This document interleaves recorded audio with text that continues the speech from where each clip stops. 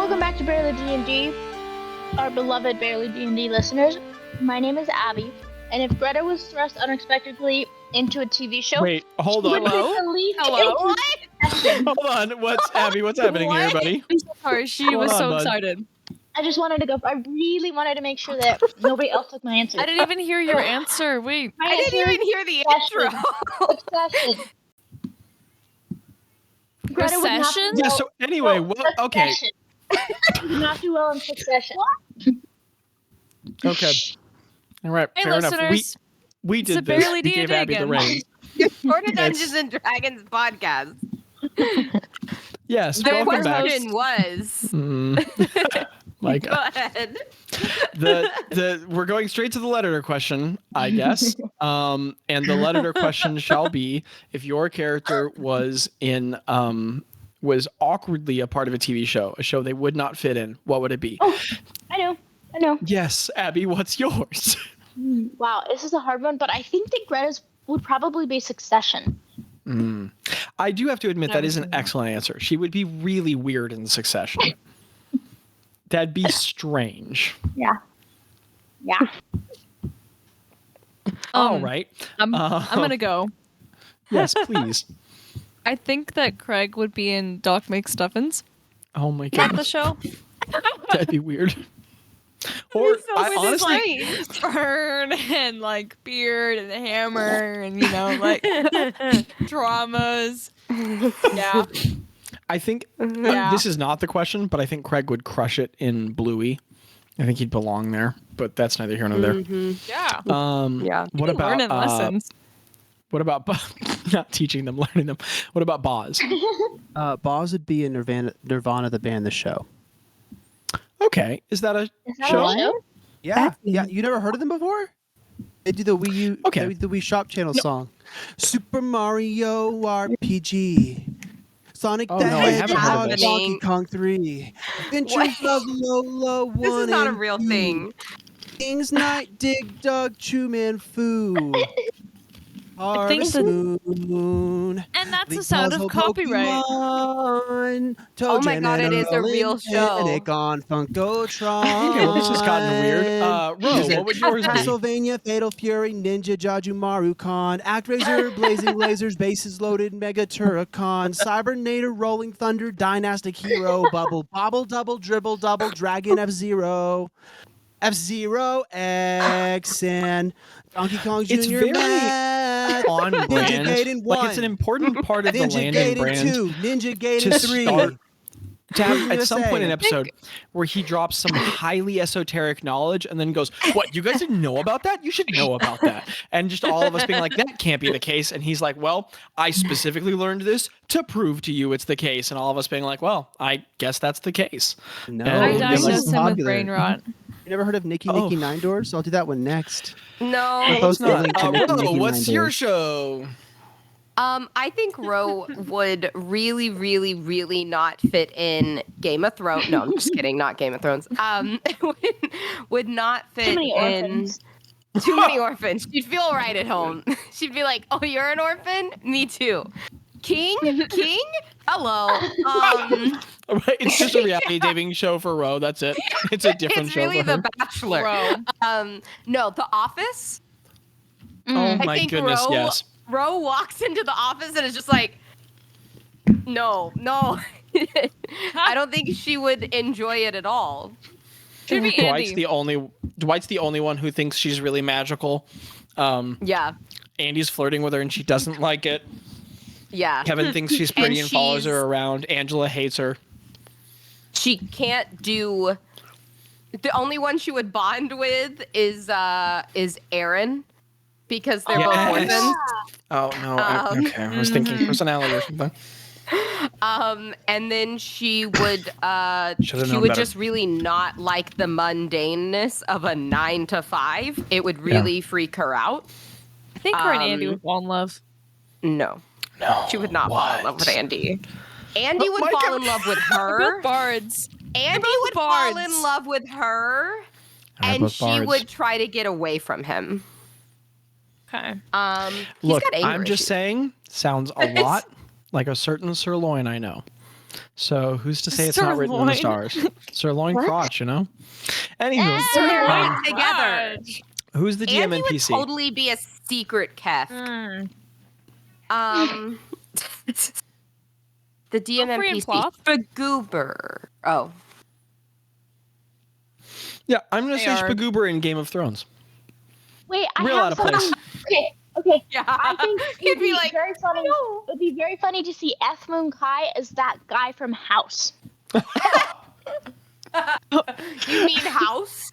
Like house in house? Yeah. I don't think that it's a direct comparison, but I do think that the two are like there's kind of a And Anyway. I wouldn't want F Moon Kai to replace House because that wouldn't work. It'd be the same flat delivery, but he'd be too kind.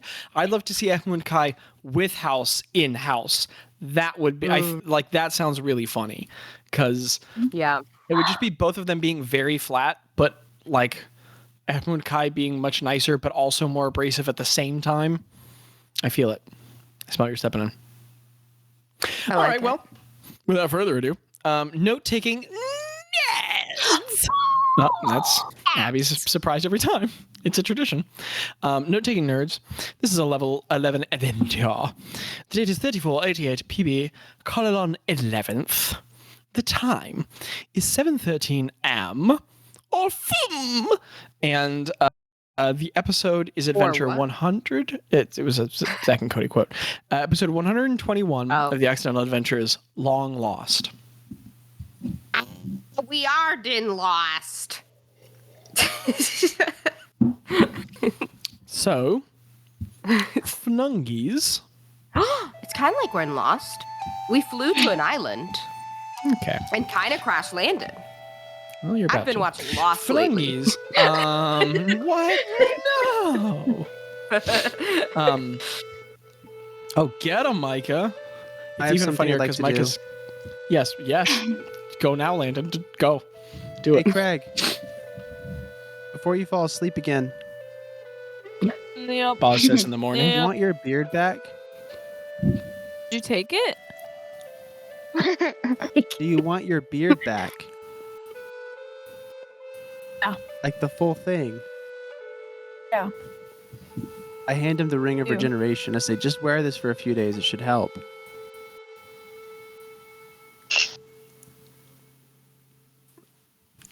I don't understand, but Bazz, I trust I you. don't understand. I forgot I had this in my pocket. I'm sorry. Pick a finger. Don't pull it. I put it Don't on. pull I it. just put it on the finger. Row con saving throw. That's all. Give it a few Oh, okay. days. 8. Okay, so Ro goes, don't pull it. Craig, Micah, quick check-in. Lando is just totally right. If you wear this ring, it will all come back. Are you... that is obviously a positive, Craig. Are you, the player, also okay with that visual about Craig changing? About his whole beard and all his hair coming back? Or are you like, no, I want to keep that as... do you like that? Because that will definitely happen. Personally- I want to make sure you understand that. Personally, as much as I love the rugged look, I do think that it's disconnecting for him as a dwarf Sure. having that. So, yes. Okay, understand. So, Craig, you are handed the ring, the gorgeous ring, and you slip it on a finger. Middle one. And Gotta be prepared. okay, middle finger. Oh, right. Gotta wear it for a few days. And Thanks, man. okay, so Craig, you have the ring on. Nobody let me forget Wait. about that. Bazz, that was awesome. Lando, take inspiration. What's up, Micah? Wait. Wait. I have it wrong. No, What? after 2 minutes, you just get it back. What? 2 minutes? Yeah, that's what regenerate does. The spell. Oh wait, no, it's ring of regenerate. It's a different effect.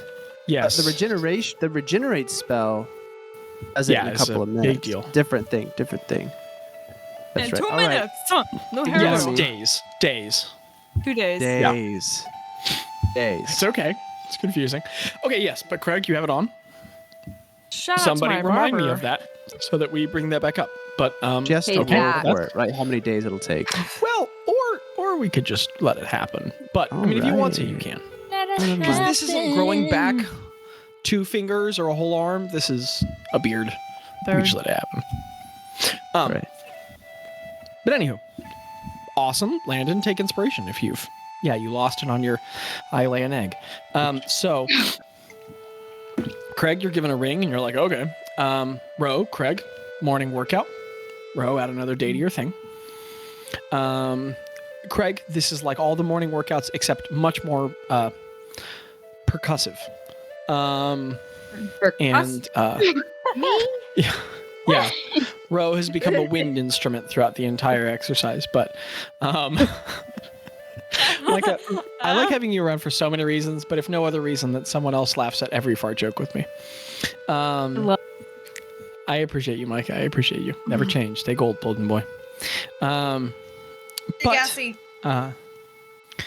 what are you guys doing as you set off for the day? I mean, breakfast is had. You guys gather your implements, put on Aren't your we stuff. chilling until Rose stops farting? Oh, yes. I'm sorry. What are you guys doing? I want to go explore and just like look at the rocks. Does the party want a second to discuss with each other before they start doing Oh that? yeah, sorry. No, it's okay.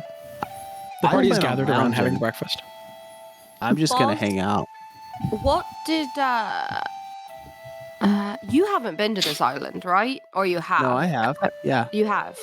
Yeah. Is there a few anything times. else? Is there anything you know of to do on this island besides look for father figures? DM Bozz's brain reaches deep into his recesses of his little brain creases. And he goes,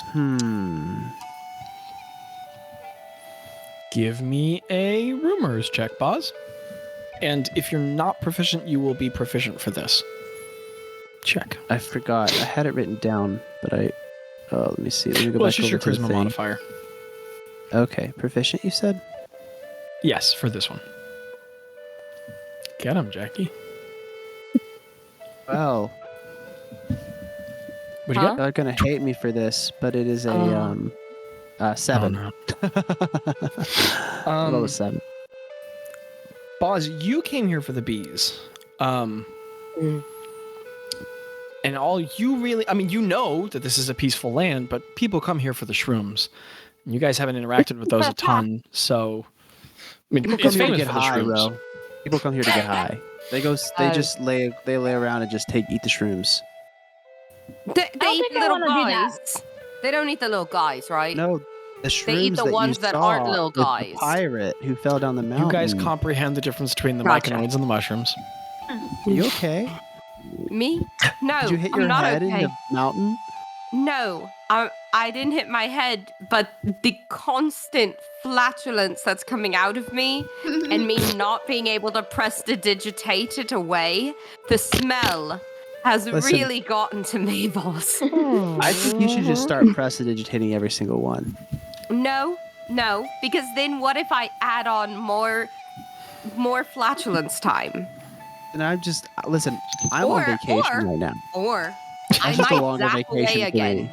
I might zap away again. You were fine the first time. Barely, boss. You're still here though. Does Boss have his bees on him right now? I can't remember. Or did you leave them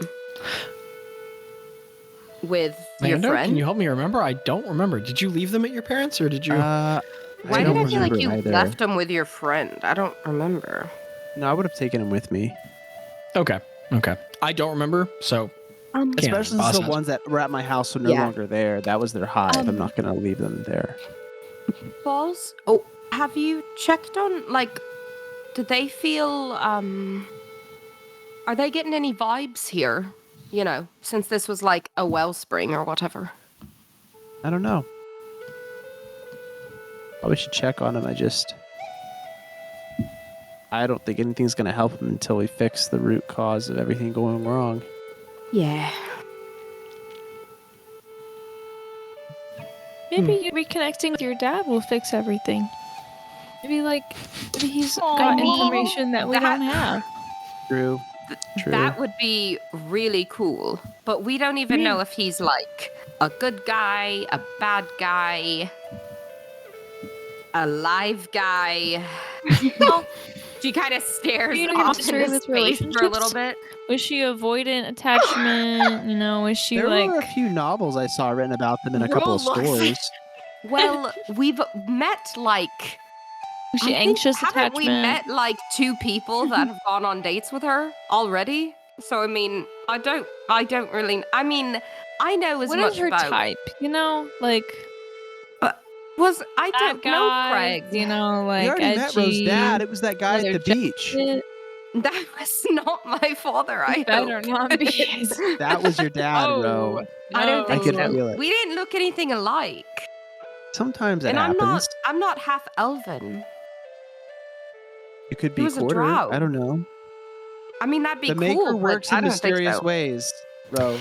Yeah, but I do believe, you know, when like what's that word? It sounds from a distant land I heard it's called genetics or DNA or something. This is the Lost Land. Things do yeah, not the make genetics. sense here.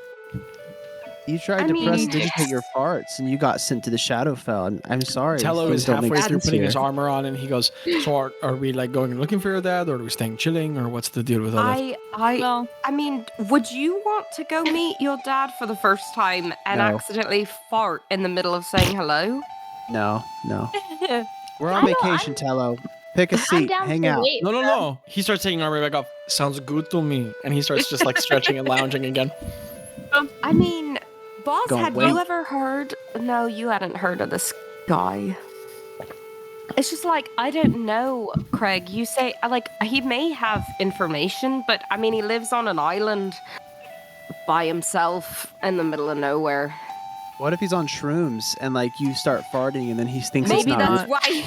that's why he moved here. I don't know. To What if just he's on veg shrooms out and on you start shrooms. farting? The only reason people are here is to do drugs. I don't know what that means about your dad, but So, my maybe mother they're really introverted. left me at a young age, and my father left to go live on an island with shrooms. he basically did Burning Man permanently.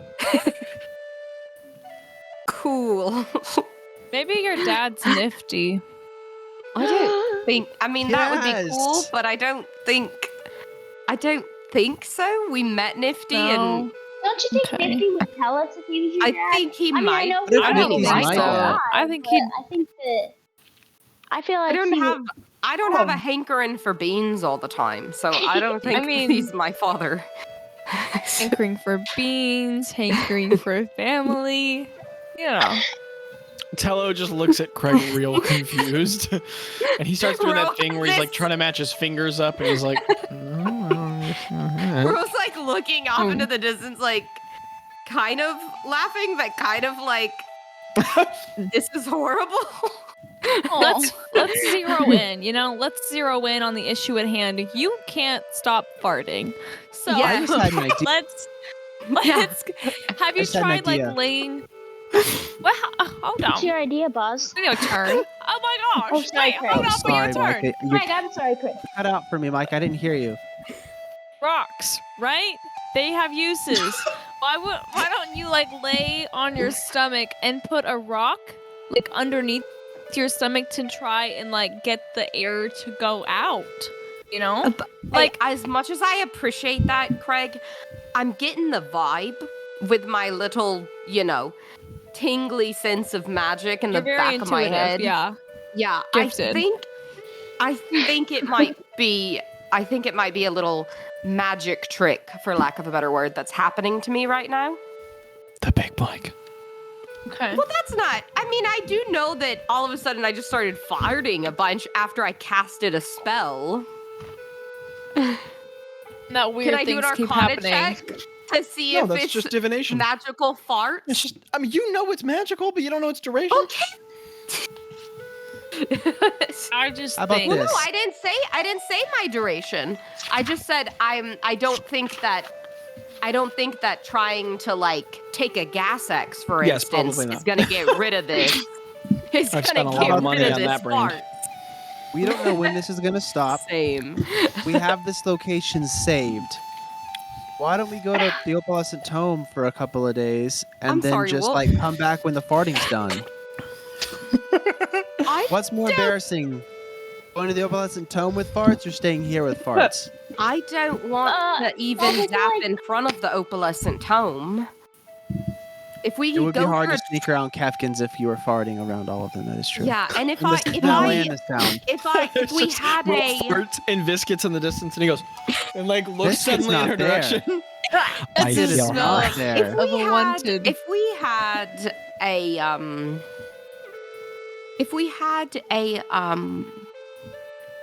teleportation circle nearby, I could get us to the opalescent tome.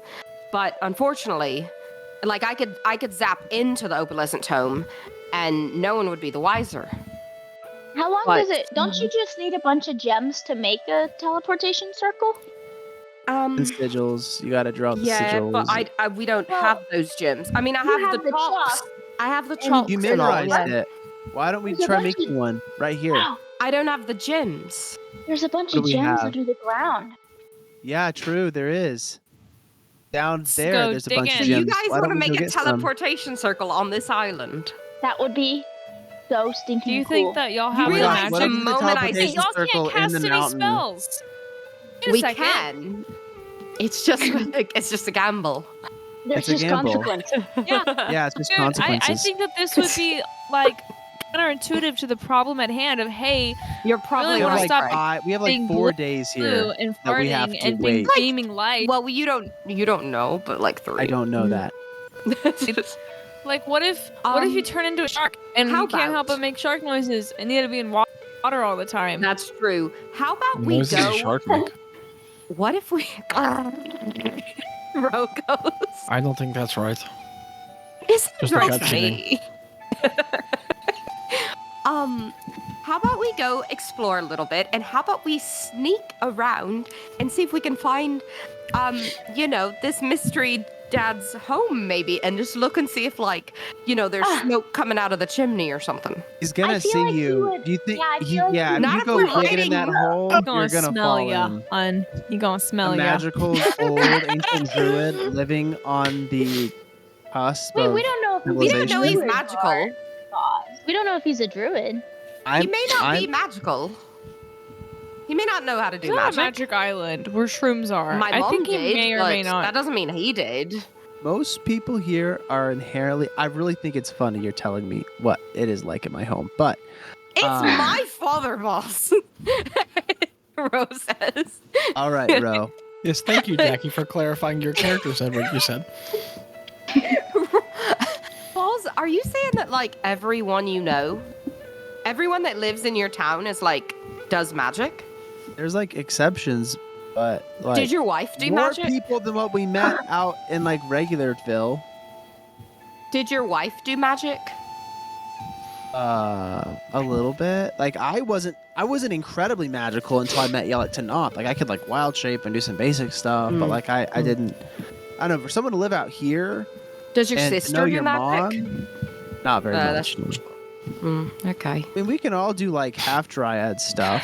There's a certain level of magic you can get from that, but you know what those are. You Yeah, I that know what entails. those are. I know what those She's are. more like Craig, hitty hitty, fighty fight, and less that makes really sense, yeah. spell. Hey, She hey, seems pretty I'm cool. different pre now. Craig, I pre didn't pal know. Craig, pre pal, Yeah. pre pal. Pre-pal Craig. Pre-pal Craig. Pre-pal. Pre-pal. You know. In- I'm okay. Guys, Right. the DM I There's left also say we means that chance we we'll DM just now. run into him if we go exploring. I just want to let you Well, know. that is true. But Greta really I wanted say to you- explore something. No, it's okay. I forgot that I didn't think it through. I don't We could I don't hunt wanna- for. Go look at some fish. we could just hang out. Yeah, I I'm want to go down. look at some fish Hey. and some crab. All right. Where? Craig, I think it's a long walk to We're get on a anywhere. mountain. And Craig, No, we went oh, yeah, you did spend the last day and a half traveling to this location. Guys. in this flat I mean, I'm sure ground. Boz could wild shape into a fish, and you could look at him. Yeah, I can Yeah. suffocate for like 30 Then he would seconds have and give you babies, some and I don't entertainment. really want to see anyone eat that. Babies? Well, you would have babies. How would I have children? Tello leans over to Bazz and You are goes, an- because of the egg. You think fish eggs are the same thing as bird eggs, Craig? I think it I just don't freaked know, man. everybody out, you I know? mine rocks for a living. I don't ever have to deal with eggs. But Okay, Craig. I know your tendencies. Oh. Right. I know what you ate. You're supposed to be smarter right now. I've been smart enough to know what an egg is. Well, that wore off, but you know. Oh, never mind. That explains it. Okay. No, wait, you just see like Craig goes like chomps on You eat another one? the one he goes, yeah, and he goes, oh, I still don't get it.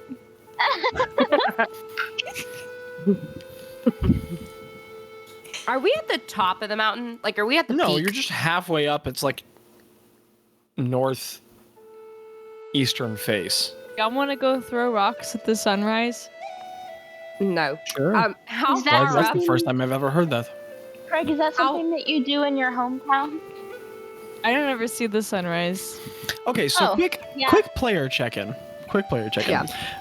The party is, there's no right or wrong. I'm just clarifying. The party is settling on, yes, we want the farts to go away. We're just chilling. Yeah. Yeah. Okay, Well, I excellent. was gonna.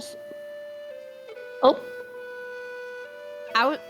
I don't like when he does that. I was just gonna say, how far up is the peak? Because I was gonna hike to the peak and see if I could see a house from there. Remember, this is a dramatically, this is like a very, like magically, it's not like a normal mountain. It's like dramatically, it gets like parabolic toward the top. You could certainly try to ascend it, but it's not just hiking a mountain. It is very intense toward the top. It Defying gets gravity. magically narrow and vertical.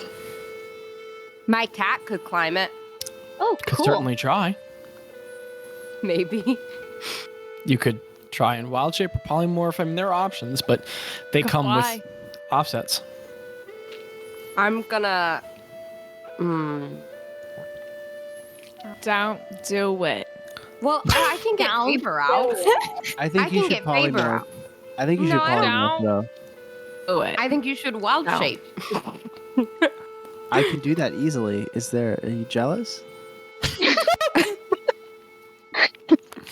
Second session, Landon is spicy. Listen, they made fun of my egg. I take it personally. And I took that personally. Okay.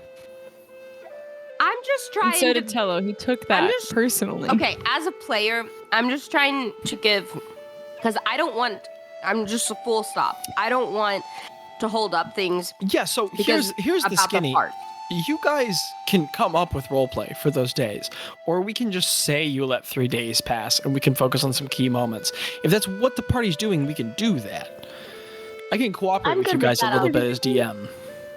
I'm do with anything. I think we feel could bad skip forward. because you think the farts are funny, and so I don't want to take that away from you. Jackie, you all have been very patient with me as I insert farts into your game.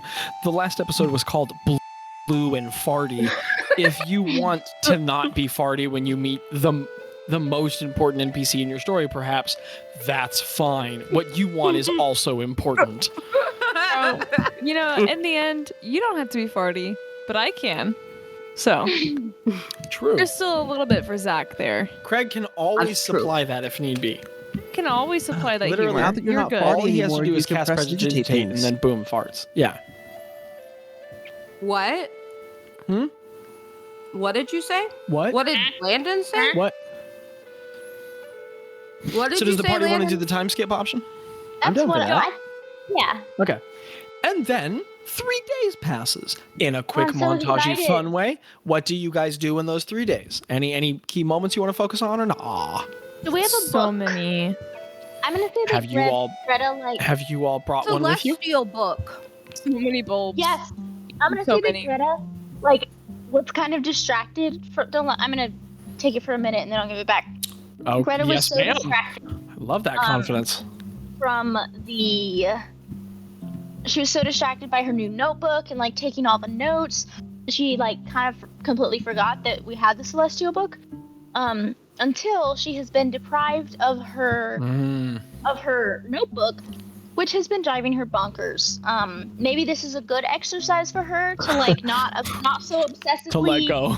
document things. She does not see it that way. She's quite upset about it. She sees no potential for growth, so she decides to switch her obsession after like, we'll say like the mid-morning on like the day after, like mid-morning of this morning that we're role-playing, like because she was bored playing cards with Tello, not like, you know what I mean. Yeah. So like mid-morning she like pulls out the book and she's like, Ro, do you wanna and she like invites Tello over and do you guys want to learn this with me? I think because Ro and her had like said they would learn it together and all, I think she's really excited. And also I think I think it's kind of a similar thing for Ro because she's so used to being able to just do magic all the time, and she's having a real hard time not focusing on that. Like, girly. yeah, like she like is always doing magic for no reason even, and so she's having issues. So she's like, yeah, let's focus down on a book and not think about our issues at hand. I'm writing 2 obsessive girlies down. I hope that yeah. Okay, so you all sit down the book. Tello looks at it and goes, I would partake, but I think I need to practice my Unsinian. And he just goes on a small walk. But you guys, how long do you practice Celestial for? You have 3 days, so... I'll go as long as Ro will do it with well me. then, on both of your sheets, following the same rules as the Unsinian. Also, Greta, where are you at with your Unsinian? We should check in with that real quick. Let me see. I'm checking right now. Girl, we had our whole break. You didn't go get your character sheet? No. I record it on I Okay. have my I'm sorry. No, you're good. I record it electronically. I judged it too gassy. That's on me. I love these have dice. 164 hours of Unsinian. And how much did we say it was to fluency? We wrote it down originally on your sheet. I believe. Let me check. I believe I can fly. I was thinking I don't the think same thing. I don't Oh, think get I on have it, Micah. finished my. We'll see. Okay. Well, while we're working on it. Yeah. What's Craig doing? So. Oh, never mind. Abby got there. So this is compounding. 50 hours basics, 75 native. So that would be like 50 plus 75. Right. And then that plus 100 is fluent native speaker. So 50 plus 75 plus 100. 125. So 225. So 225 hours. You had 164? Mm-hmm. Okay, but we haven't counted any of your hours in like a couple months.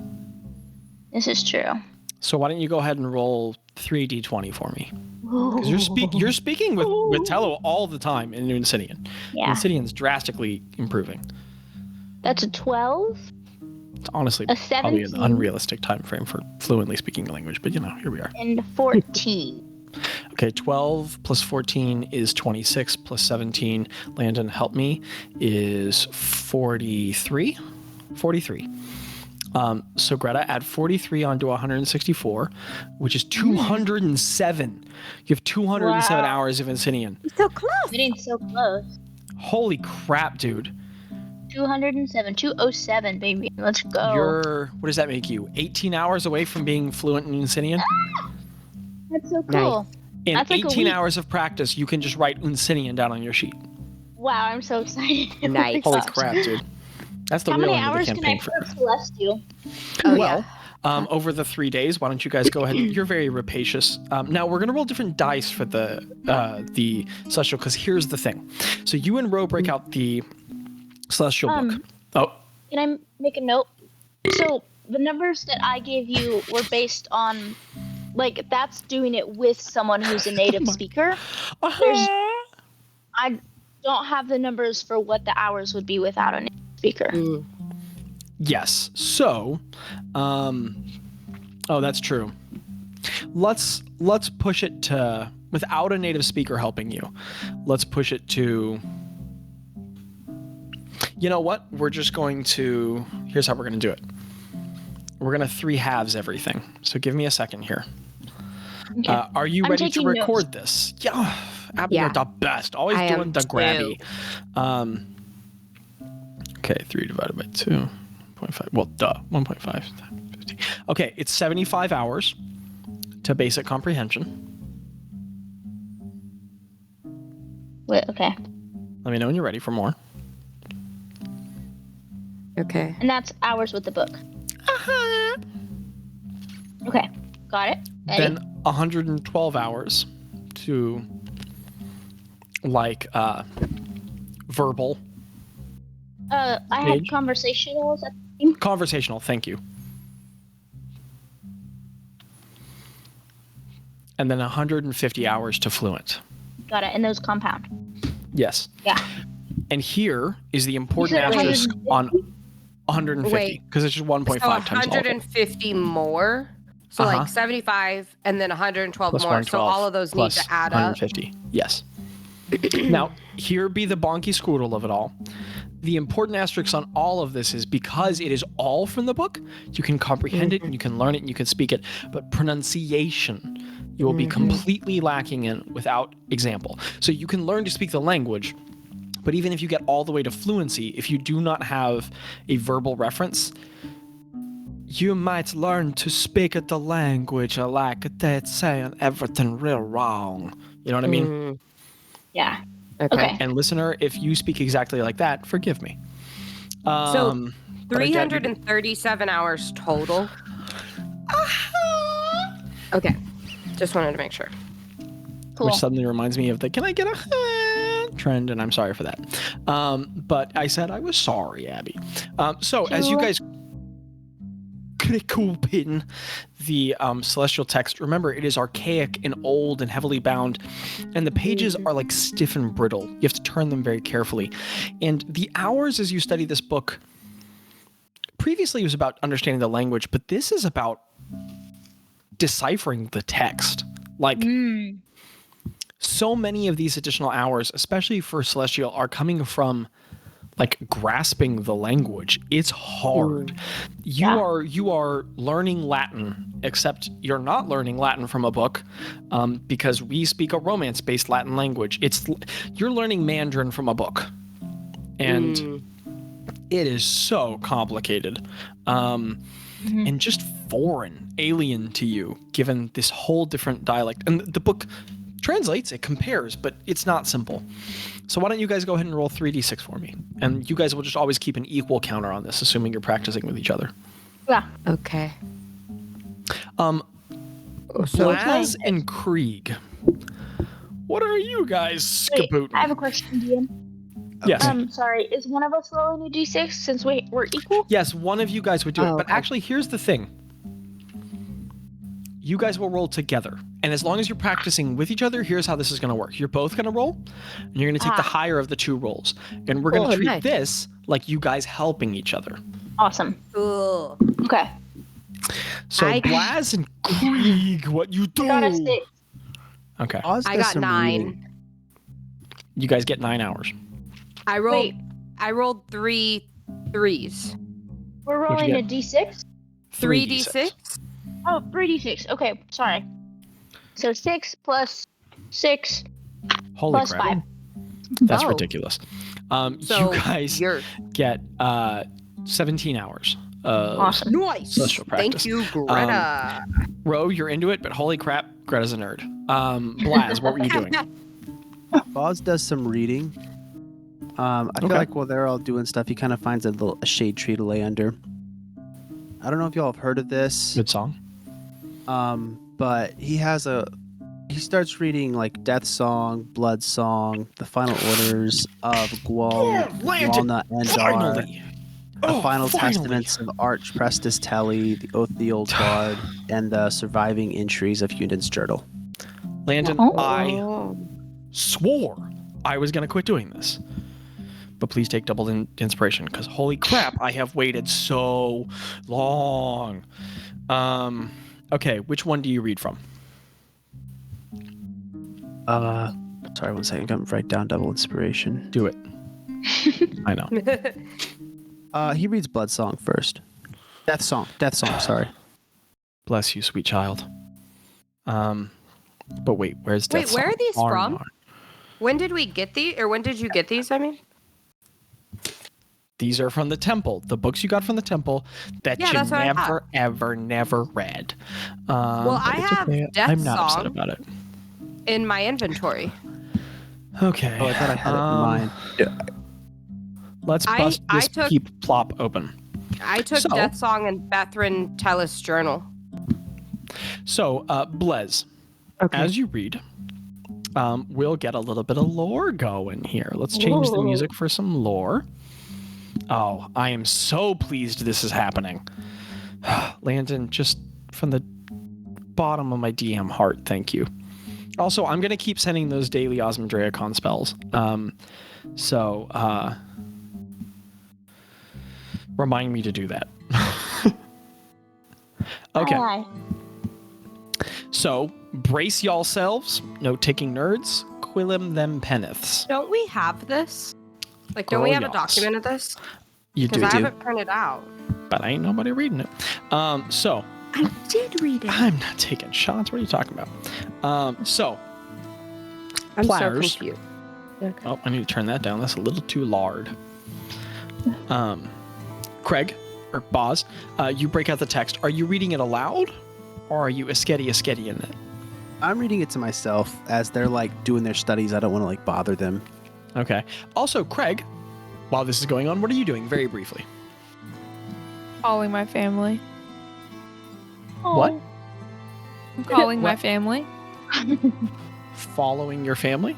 Calling the family. Calling his family. I'm doing the On the sending awkward- stone? I'm gonna say I do this weekly.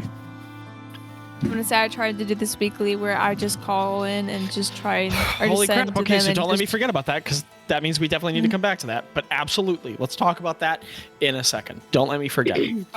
Jeez, guys, way to make use of your days. Okay, so Death Song. Bazz, Okay. you open the text. It is thick. It is filled with many things, but this is the section you open to, the section I've written. And it goes as follows. Also, the author, I believe, is unlisted.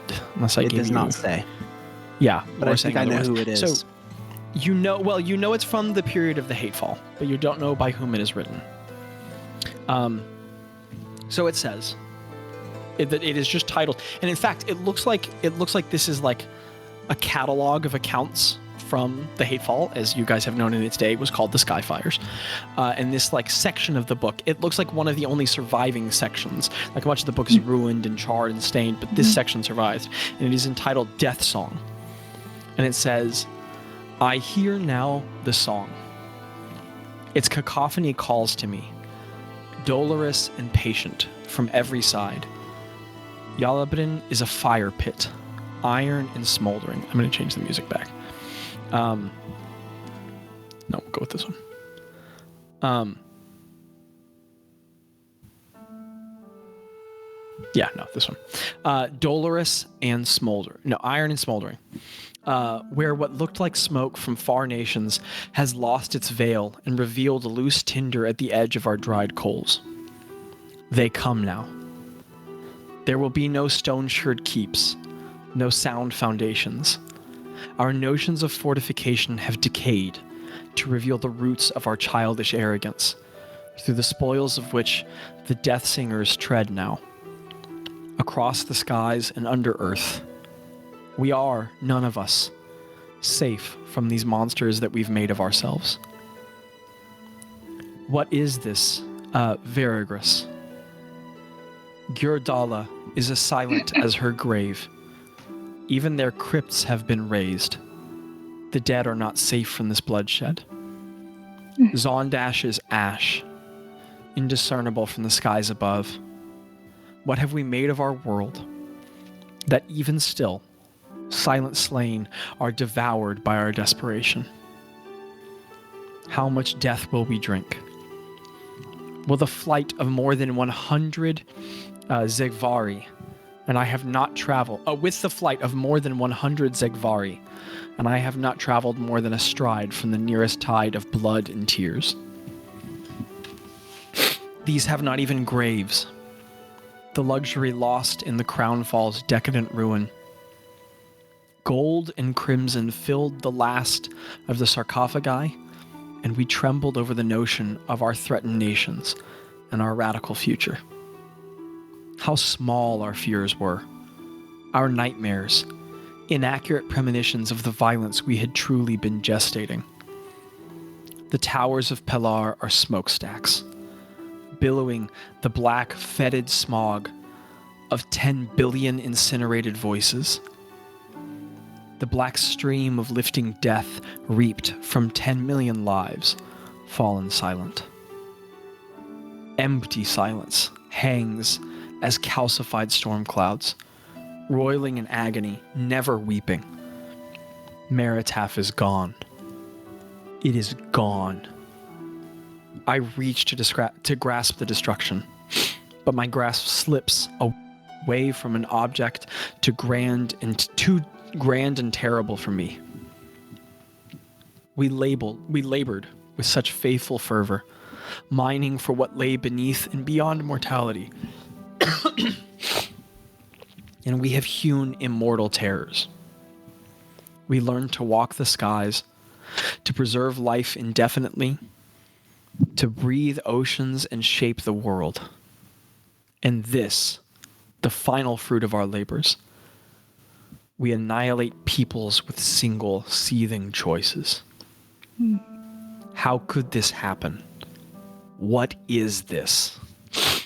I feel the wall between metaphor and meaning degrading, the thinning barrier forming echoes I cannot discern.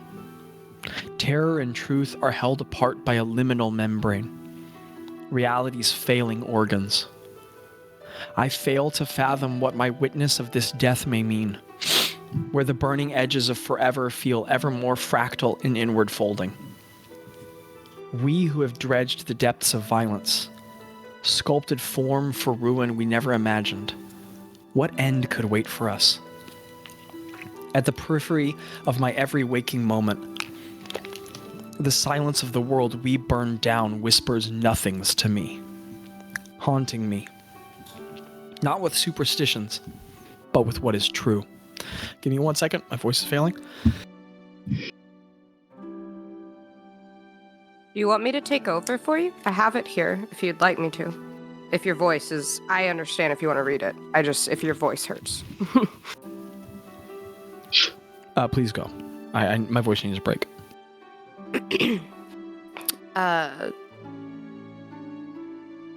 Its noteless song rings in the hollowed chambers of my inward being, the mausoleum of what should be alive.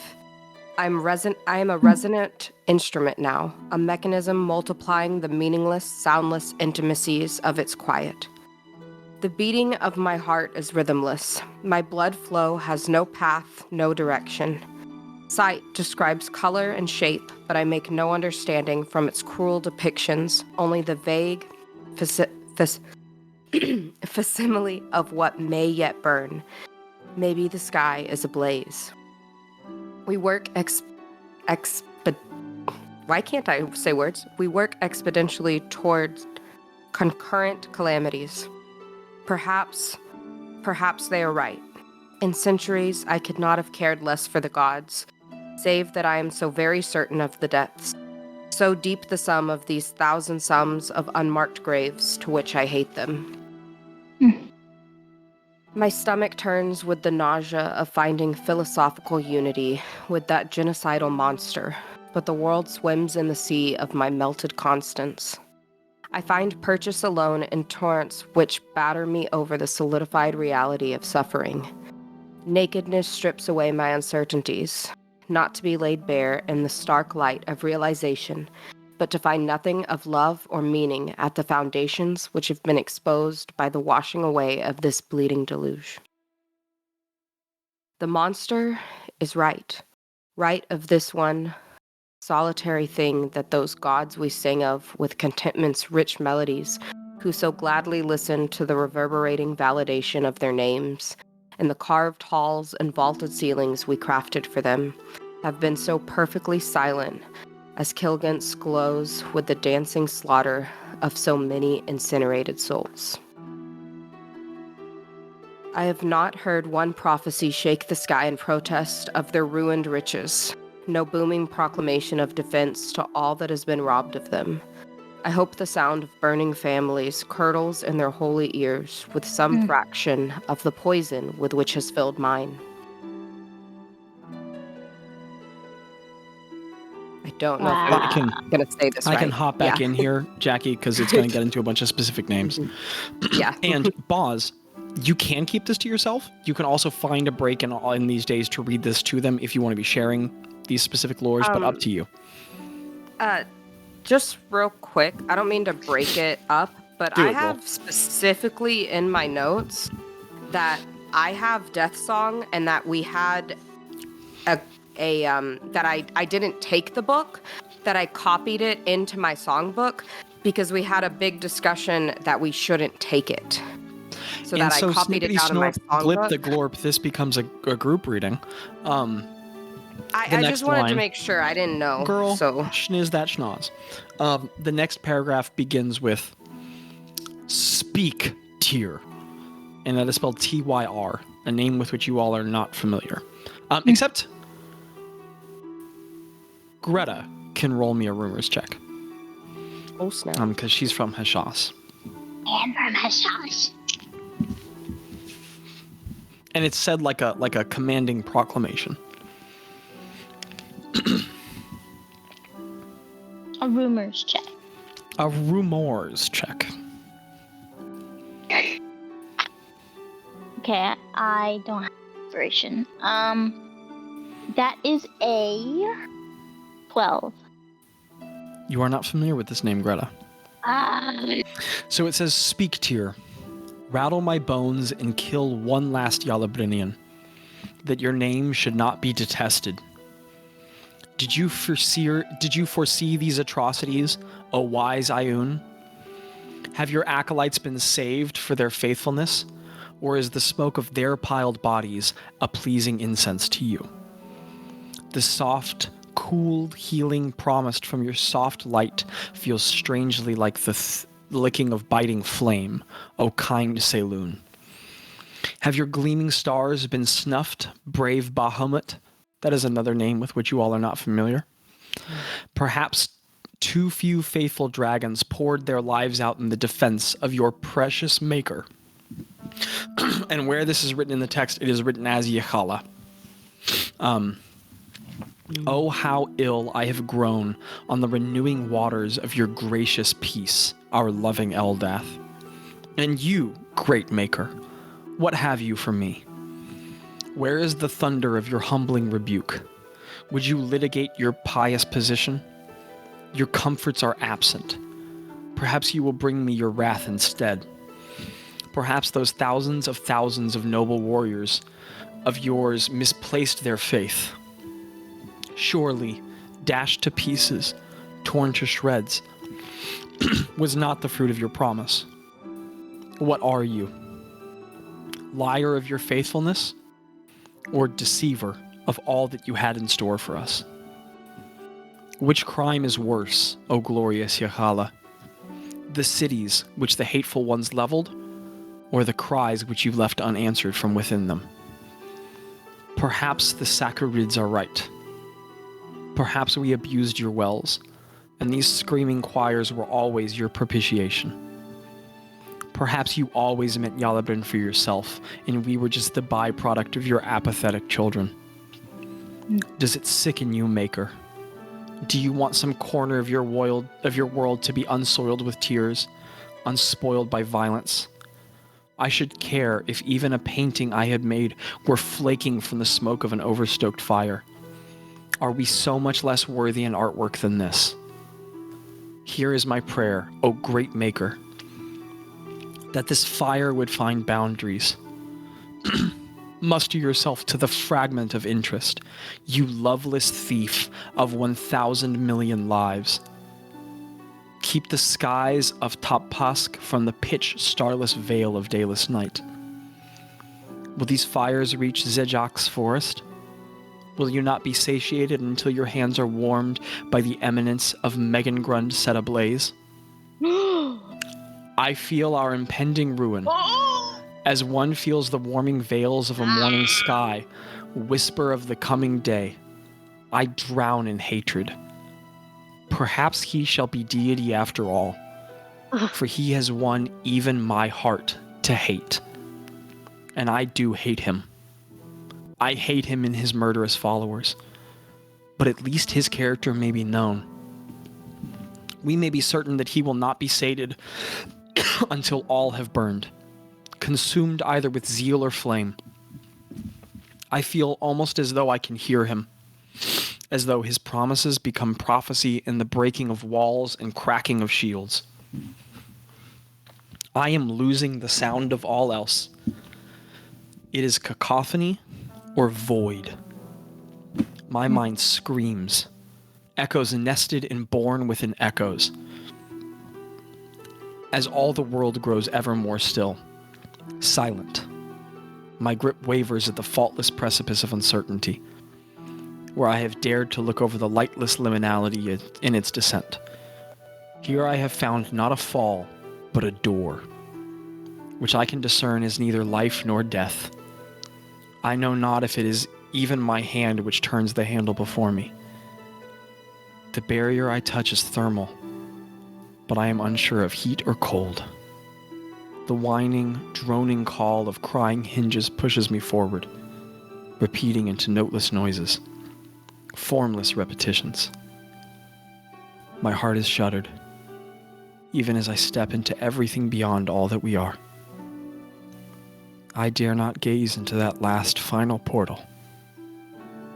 In this last decision, paused in whatever this is, wherever I am, whatever is left for us, of us, I hear it. And that's where it seems to trail off with no further connection.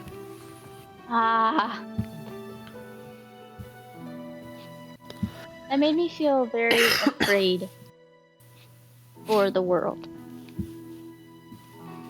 It feels like uncovering a part of history that's just so untouched by other people. Like, it's just so special.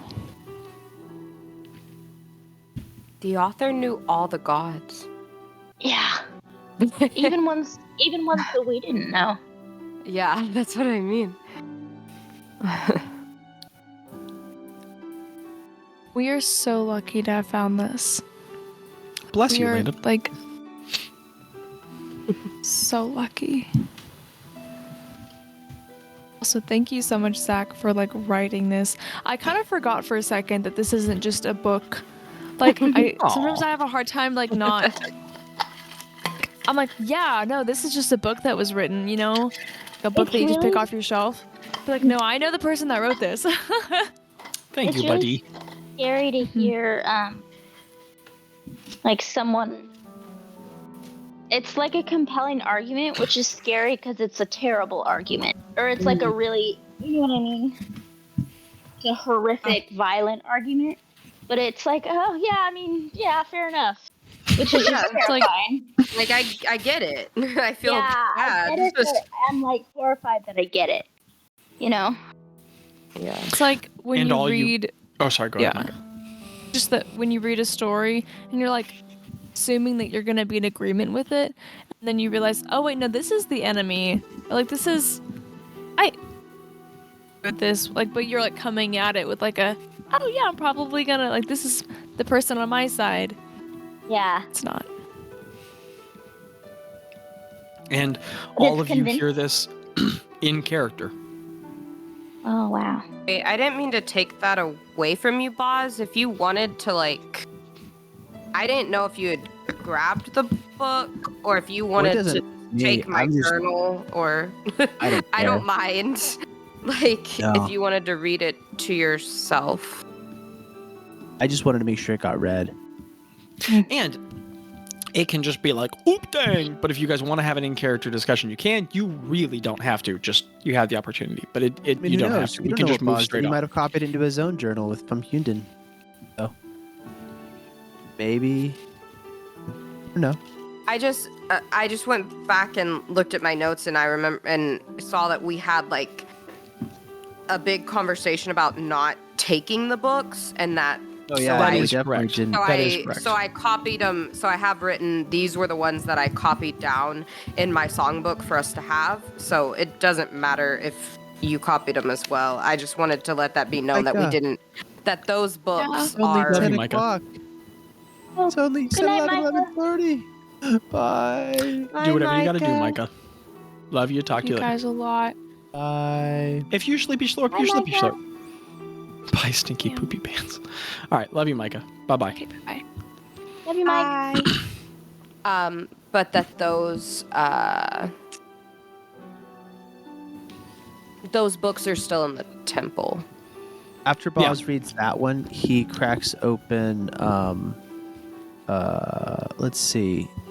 He starts reading some of the other ones. He reads Oath of the Old Guard.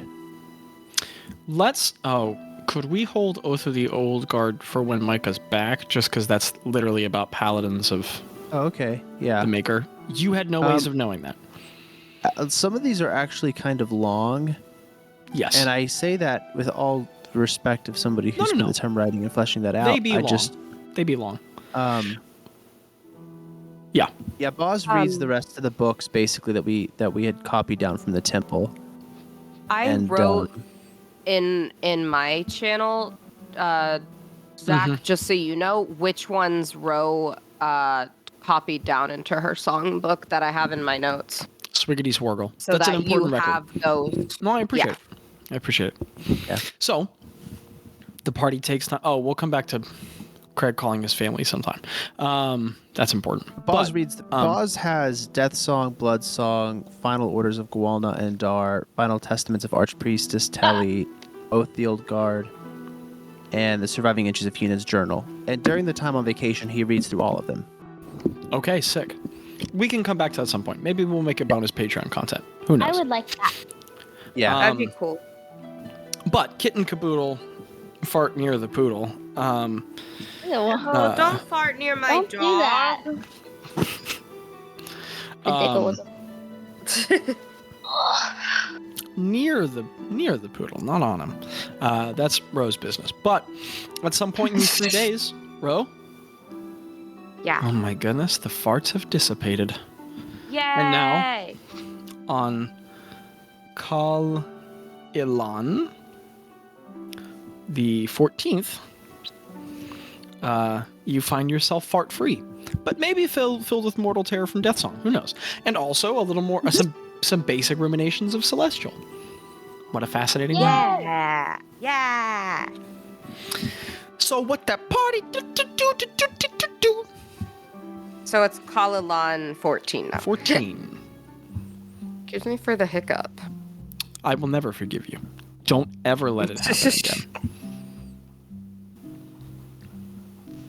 So what that party do? What that party do? Guys, I'm feeling a bit cleared up. Guys, I think I'm sick. Oh, Nervous. Lost cough. I think I've got Ogbitis. I don't think that's a real thing. Ogbitis. Yeah. Ogbitis. Can we take like a couple more days? Well, we have a cleric. She could probably fix you up. Are It's like you my whole shift. are you proficient with Fey magic medicine? Yeah. Just take some Okay. mushrooms, balls. I don't do drugs, Jackie. That's your department. You're the musician, right? Dang. Again, second session. Also, you called Landon, me a whole other Jackie. thing. Yeah, that I'm was sorry, hilarious. Jackie. A little breeze goes by your I ear, just Bazz, want and to goes, make a note for the listeners that I don't do drugs. Jackie, no one thinks you Just do. because I'm a musician? Anyway. That's a bad I said that stereotype. because I knew that you wouldn't like it if I said that, because that was a whole shtick. So what that party do? Also, at some point, we I were want like a shirt the that says dare what that of party fans. What that party doing? Oz does go to Rose's dad at 5th level. No, Okay. what? I'm gonna say okay. I think I'd like to see if we can see the house. So she's gonna call Faber out. Okay. Now, a quick reminder before you do. Remember, It's odds or evens. you can telepathically, you can telepathically communicate to him out to 100 feet, and you can see through his eyes out to 1,000. This idea of calling Faber works if you are within 1,000 feet of the home. It is a large island. It might be worth searching for the home physically first. That is some common sense you could probably sort out. I was just gonna see what he saw at the top of the peak. Remember, How close are we to the you're top of like the- you're like a quarter mile up the mountain. It is a magically parabolic mountain that reaches an incredibly thin point. You would probably need to you're fly right. to get up it. You're right. No, it's okay. Never There were mind. A lot going on this Jackie, I session. think you should do it, actually. This is Landon talking, not Boss. Okay. Do we need to go around the mountain, Balls? I'm about to Or cast do a we- spell just to make You something guys happen. are aware that you should now be on the correct side of the mountain to which Terrence the Flump directed you. Oh, we are on the right side of the correct side of the mountain? When you Oh. went through the mountain to the other side, you got to the correct side. Oh, I was so confused. Thank you A for lot has been clearing that happening. up. Boz almost died 2 sessions ago. I feel you. It's been a lot. Okay. We have clarified. What's up, Boz? What's up, Boz? Lingering effects for doing that? Like, did I have like a connection with the well thing, or not? Like I'm not asking for like Do a you boon. I'm want just saying, lingering like, effects? Happen? Did I like see anything, or like Did I see I death? don't know? I touched a physical manifestation of the grave of a wellspring. I'm just wondering if I saw anything. Yeah.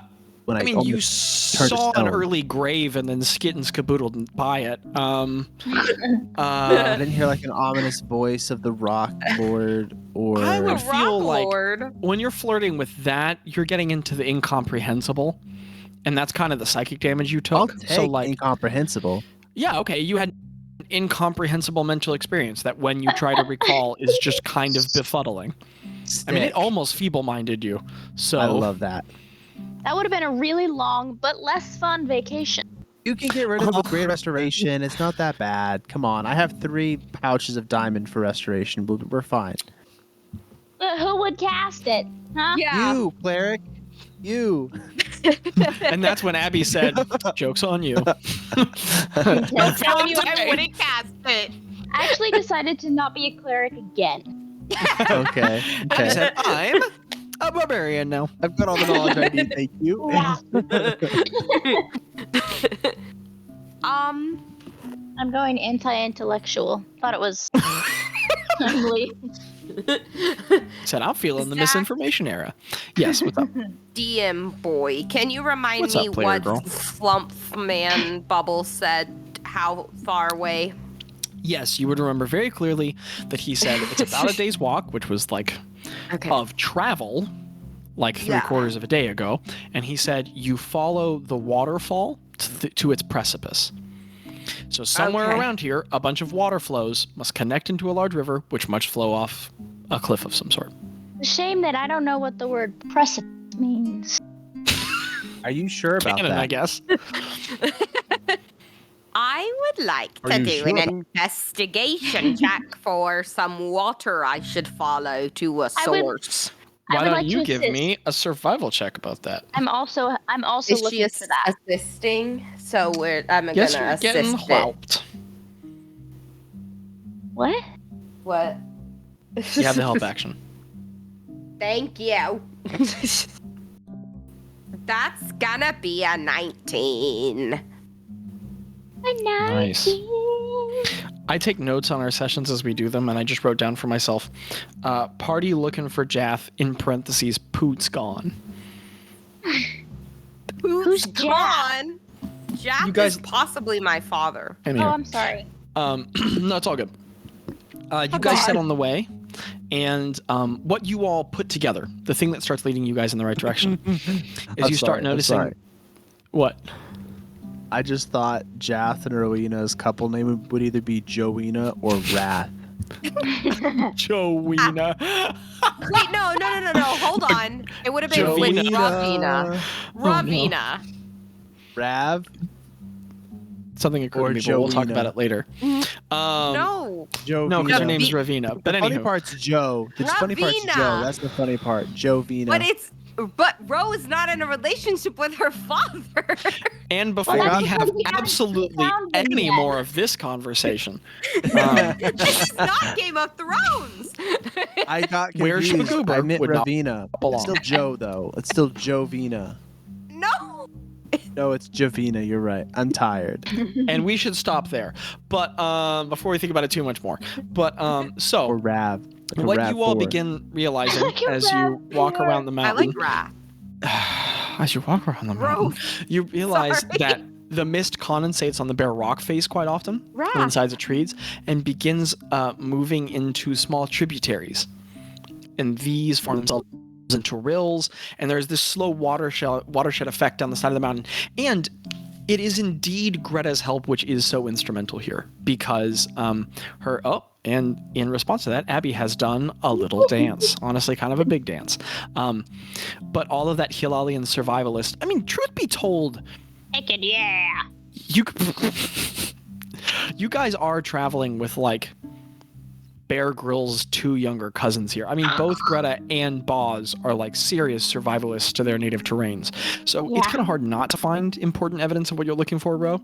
And both of these individuals help point out to you that this watershed eventually forms into a larger river. And the coolest thing about the river is that it is cool and it smells sweet, but as you guys travel along it, as it moves through the rocky landscape at kind of a quick pace at a steep incline, passing by the many trees of Foo-Fumph, the water is sort of like extra refractive. So the way that water forms prismatic molecules that spray off rainbows, it's like this wellspring light water is like extra reflective and produces rainbow colors and tones more often. And as you all pass by it, it's forming a larger and larger river, so you imagine you are probably headed in the correct direction.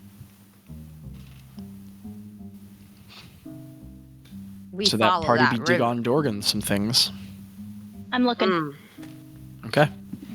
Somebody give me a percapitact. Oh, Do you want to do it, Rose? Abby's grabbing for stuff. Can I do it?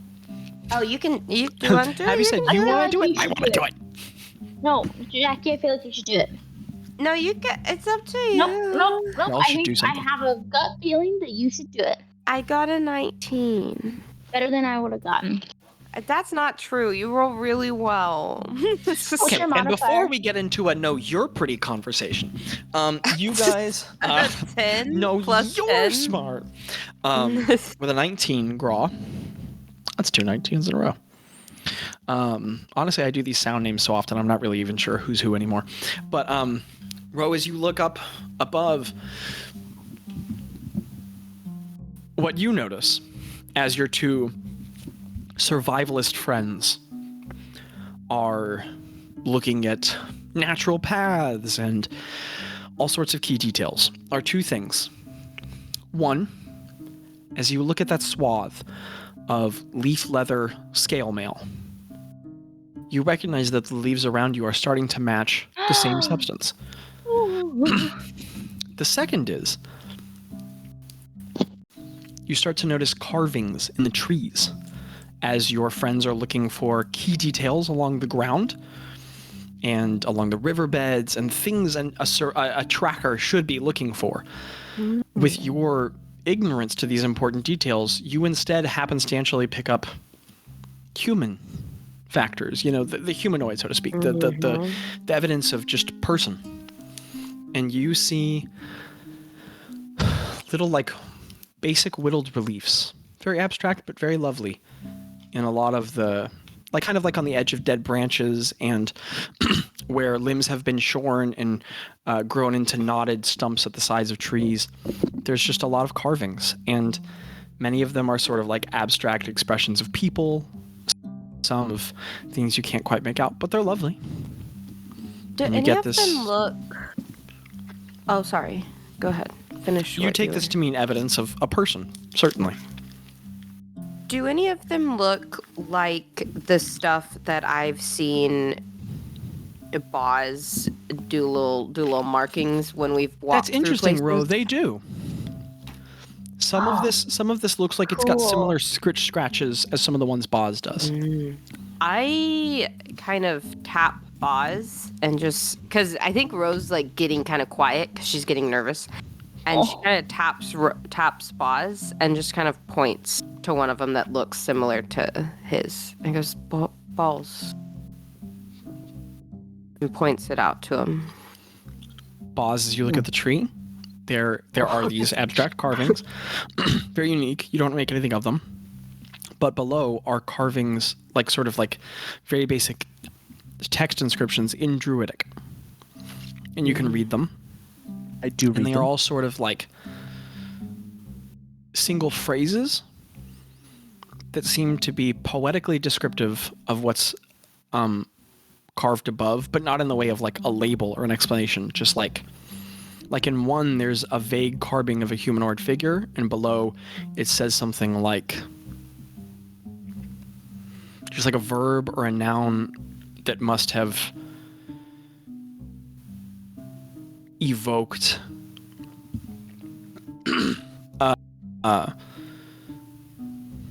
like that, basically like a word representative of the artwork carved into the tree. So very much not a label, just like a part of the art for whoever this individual is. Like a title of a poem. How it's like Excellent. Yeah, so like one could be not this, but one could be like senescence below. But it's Druidic, so they're much more like conceptual and vague. So Bazz, you witness these. Okay. I'm having a little trouble understanding what you're trying to convey. I'm sorry. So I'm seeing it is Druidic not writings. important to the moment. So All right. the person drew a smiley face, and then they wrote happy beneath. Oh, it's And like then the next one they drew a graffiti. waffle, and below that they wrote yum. Okay, so somebody's just Yum. drawing pictures because they're bored, or maybe high. I don't know. Hi. Okay. Yeah, I think it's because they're high. Mm.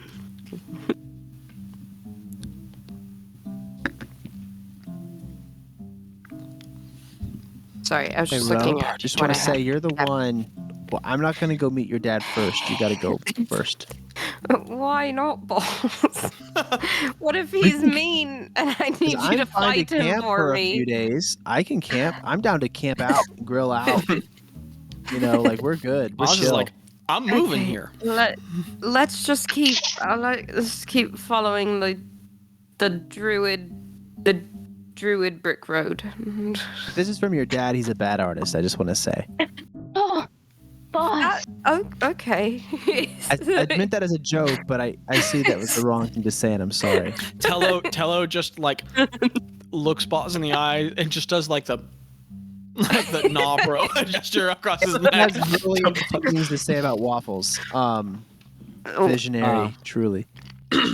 You all Okay. pass further along the river.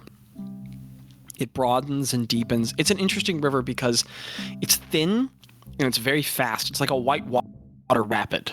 The whole thing is just a cascading, like sort of white noise of roar because it's not massive, but it's just traveling down this highly sloped mountain. So it's like all down its length. It has no real calm sections.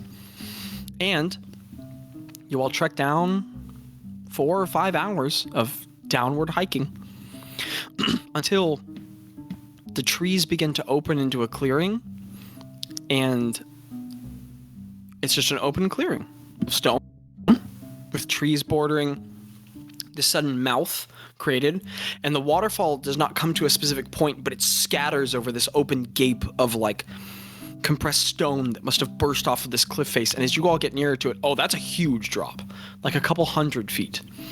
And the waterfall does not fall down in this one stream, but just explodes and sprays over the side of the cliff, where it just sort of rains down far mist, and you see more forest below. Is there like okay, let me see if I understand this correctly.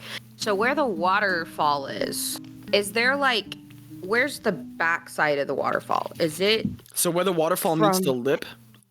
It's just like sort of this open, like the rock. It looks like some large object came down the mountainside and just broke this part of the mountain. And so there's this big like indention. And so the river very suddenly sprays to either side and just explodes at the edge of the cliff, which must seem to indicate that the cliff recedes backward. There's no sheer surface for it to adhere to and fall straight down. Can I do like can I do a nature check to see if this like, is this natural or does this look like it's been like messed with? You hear a voice in your ear softly whisper, Okay. "This is the big mic, don't focus on this." Okay. Okay, I guess I go, but you said there's like a clearing? Where's the clearing? All around you, all before you. It's maybe 200 feet across, open stone to either side of the river mouth, and then the forest resumes. Guys, But it's all just rock, very little soil. I call this the series finale effect. Jackie will watch all 12 seasons of a TV show and then not watch the last episode of the TV show until 5 months after. Because if she doesn't watch the last episode, then it's not over. She did this with every single show that we watched when I lived with her. Why is this relevant? Because you are delaying. No, I'm not. I would totally be honest with you if I was, but I'm truly trying, because in my head, the way he described it, I was thinking the waterfall was different, and that maybe it was like doing something magical, and I needed to go through it. Okay. I was literally thinking I need to walk through that waterfall. Listener, I'm completely wrong. This is not. Could you give me, Oz? Could you give me an investigation check? Yeah, I'm gonna give an investigation check. That is an 18. Which is weird because that's usually something very intentional, but it'll make sense when I say it. I have a +1 to investigation, I think. Let me see. Investigation. Yeah, that's a 19 with a +1, Zachary. Oh, good rolls, big kid. I know my island, Zachary. I've been to this waterfall before. I like the idea that, this is very much a part of him understanding the landscape. So you guys are looking around and you're like, okay, well, this is just a big clearing, maybe wrong waterfall. There must be a lot on this mountain. And as you all look around, Bazz, one of the widest trees here, one of those ones where all the limbs are barren, is a very wide trunk, maybe almost like 6 feet across. And you notice that the way it twists together and wraps, there's kind of like a big fissure groove in the middle of it, like the tree has been wrapped in on itself. You were aware, given your familiarity with the way homes have been described previously in this landscape, that they're often made into nature rather than out of structures. A very skilled druid could open that door up and close it, and open it and close it. That tree probably twists open. It's a That's twisty his house. tree. I point at the tree. That's his house. That's where he lives. That's his house. How do you know, boss? It's a tree. Oh, there's a lot of trees. You know what I mean. Look at it. It's different. Yeah, I than know the what you other. mean. Row walks. We can come back tomorrow. No. Okay. We're not gonna let you be right about my theory. I was nervous the first time I met my dad too. Anyway, row. Is there any thing outside the tree? I'm sorry. Wait, what? We don't usually have people here. Comes from over y'all's shoulders. In Sylvan. So, Sylvan? Ro, you hear...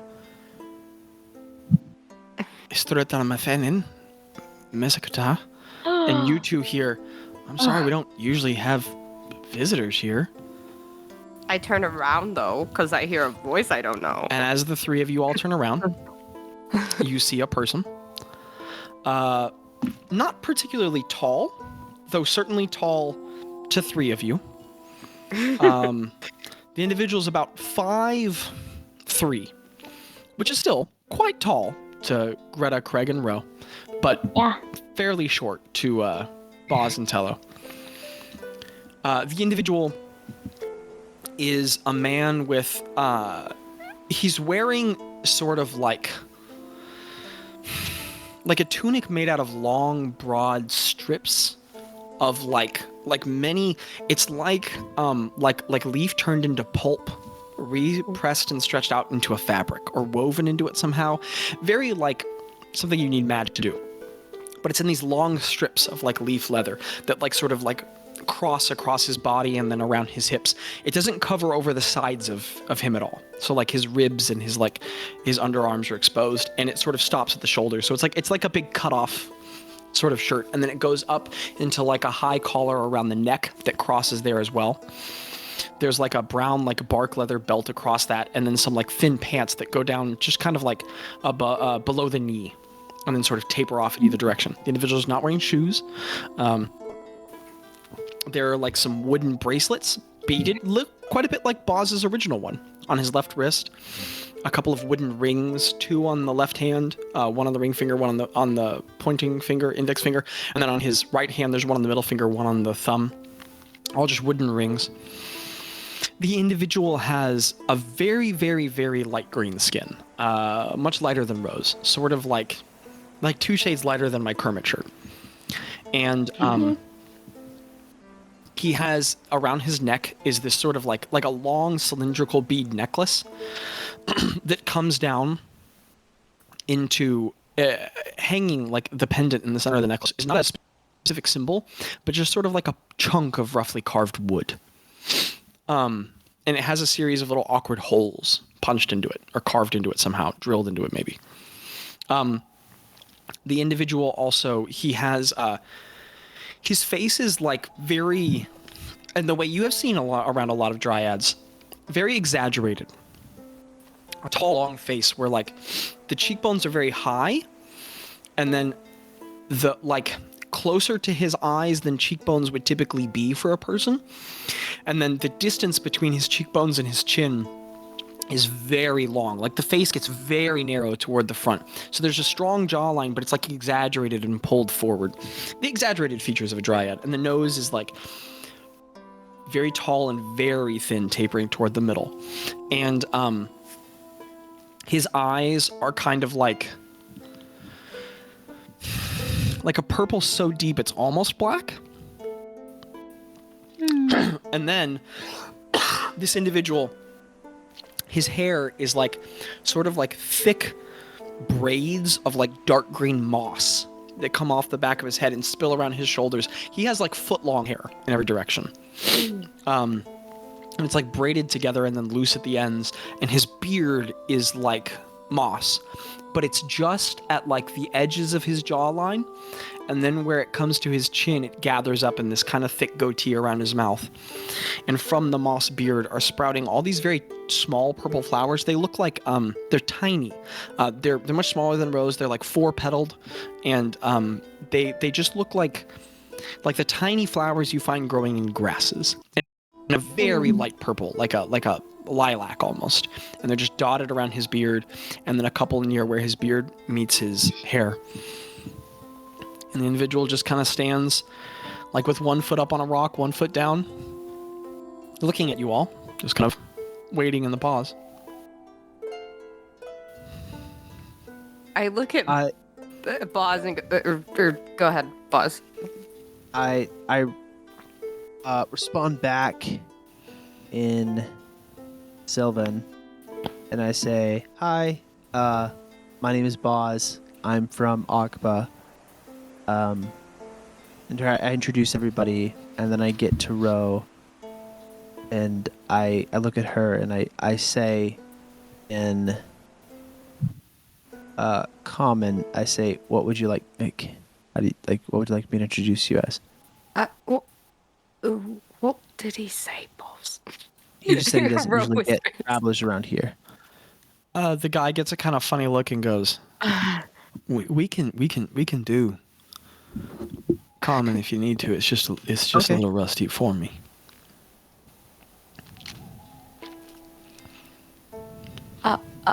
Hello. Hi. Who are y'all? I let everyone else introduce themselves. I kind of stay quiet already for a did. second. He just said everyone's names but yours. Oh, okay.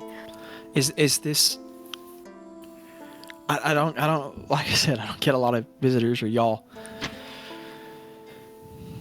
here for a trade or you just stumbled by? Usually people stay on the shroom side of the island.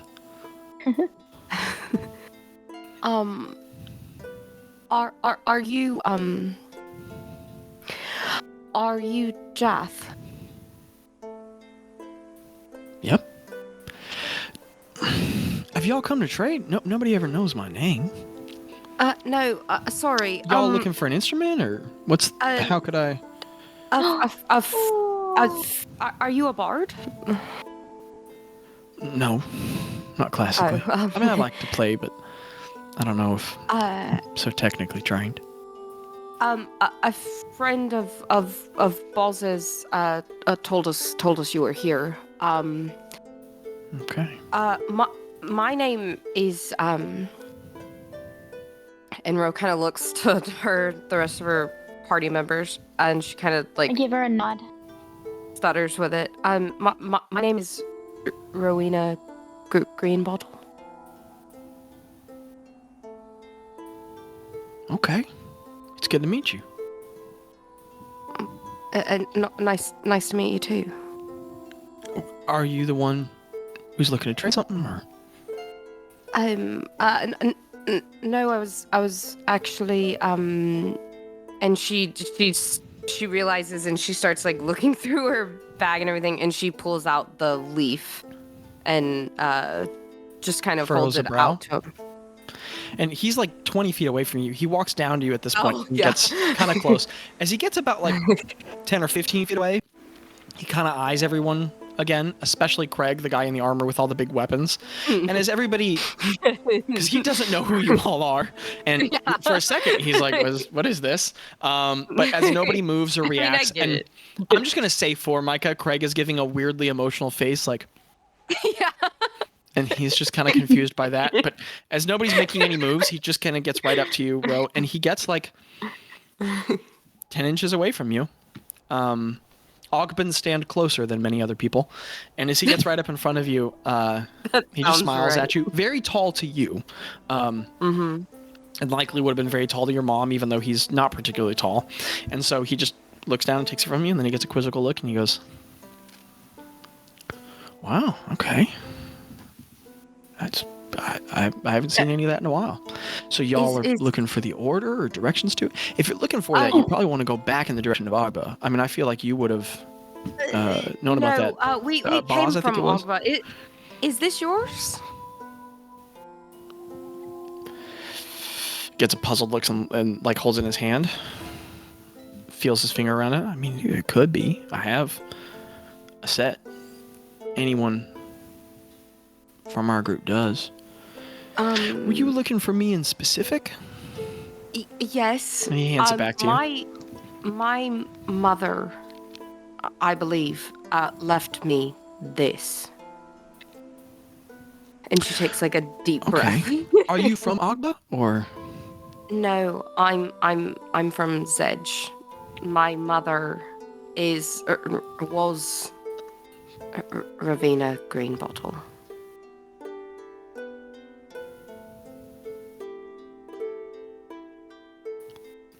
Takes a couple hard blinks and his head tilts back a little.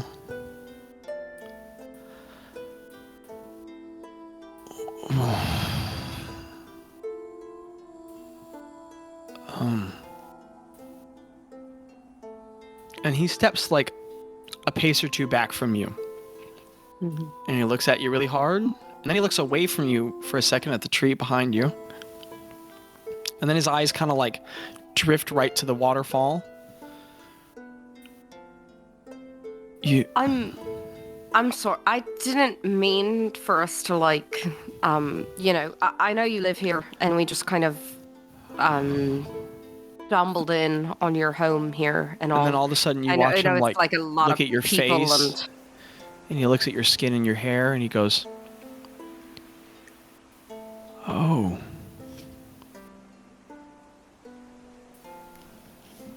Ugh.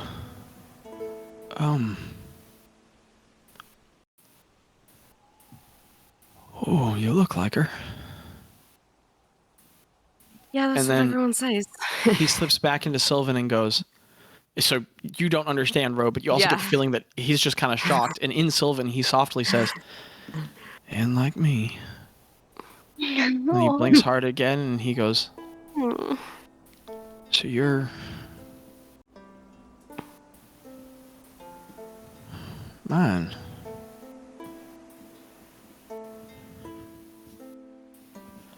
I didn't know... when Yeah, she I didn't- left, she didn't... Oh. I'm sorry. I wouldn't expect this. No, yeah, I'm sorry. They don't really have like a handbook You're on how my to daughter? do this. I mean, I didn't really know. I just got your name like a few weeks ago. I didn't ever know who, but I mean, standing face to face, I'm guessing maybe that's probably right. Okay. Oh. You're my daughter. I don't. I didn't come here to like And ask for he anything like or closes the distance again and gets like maybe 8 inches from you now. And he picks up one of your hands and he goes, "I'm sorry, you're my daughter?"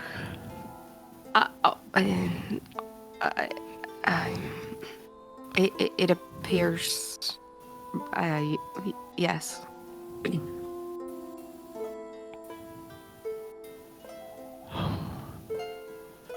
Hi, Hi.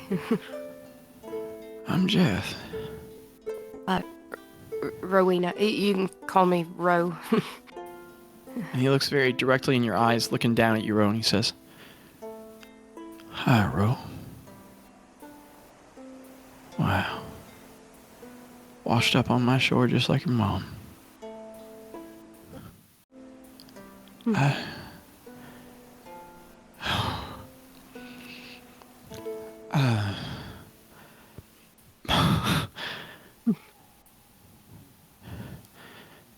And he just like very awkwardly puts a hand on your shoulder.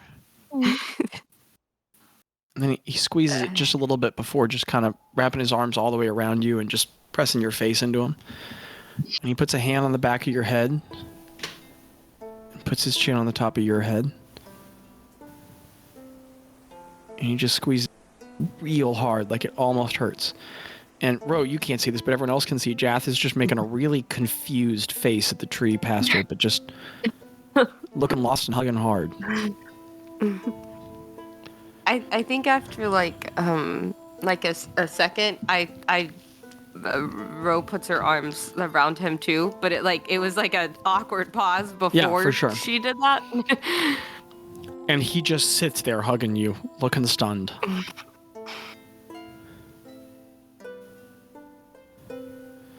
And it's like 30 seconds before he lets go. And it feels like days, Ro. As he lets go and steps you back, he steps back 5 or 6 inches from you now, but he keeps his hand on your shoulders. Oh. Rowena. Yeah. Rowena. Yeah. Oh, but girl. And then he gets a curious look, and he looks over your shoulder. His mouth falls open. He says, "I'm sorry, may I And he reaches for your loot. Yeah, of course. So he pulls it up over your shoulder and over your neck, and he holds it. It broke. Oh. He looks at the back, and he sees all the amethyst inlay, and then at the front. How'd you do this? Well, it broke, during a weird time of learning a bunch of things we didn't know about the world, and then it got fixed the next time we did Magic. a wellspring, and well, kind of a lot. And she just points at it's a lot, and she just points at the maker symbol. He looks at it too. Wow. Wow. Better than I made it. You have her loot. And he hands it back to you. You made this? That was my parting gift for your mom. She lost hers. It had been lost in the waters when she drowned, when she washed up on my shores. And when we ran into each other, she didn't have anything. And all she talked about was her loot, half of all. I'm sorry. Oh, you're my daughter. Okay. Sorry. Hello, friends. hi, And yeah. he looks back at everyone else again. Yeah, this is Hi, I'm Jeff. These are my friends. We've been traveling together for how long now, guys? For a while, long time. Then he just walks around to everyone doing a thing that Bazz you're immediately familiar with, and everyone else you're like, oh, that's weird. Where he just walks up and he does this thing where he grabs either side of your right elbow and like shakes it a little and looks you guys in your eyes. Bazz, you're familiar with this. This is a much less common Ogben greeting, but one much more like sort of like regional and specific. But he's going around doing that, and he's just going around going, Jath. He gets weirded out by Craig again as Craig's like almost crying, and Jath's just like, all right. And comes back to Ro. Well, shoot, kid. Are you wanting in, or do you want to stay out here? Are you trying to talk? What do you need? I don't want to intrude. I have a daughter. I think it is as intruded as it'll be. Goodness. How old are you? Bazz is she knows immediately. Yes, there's no pause as you recount your age. I'm 51. You are 51, aren't you? I had no idea your mom was pregnant.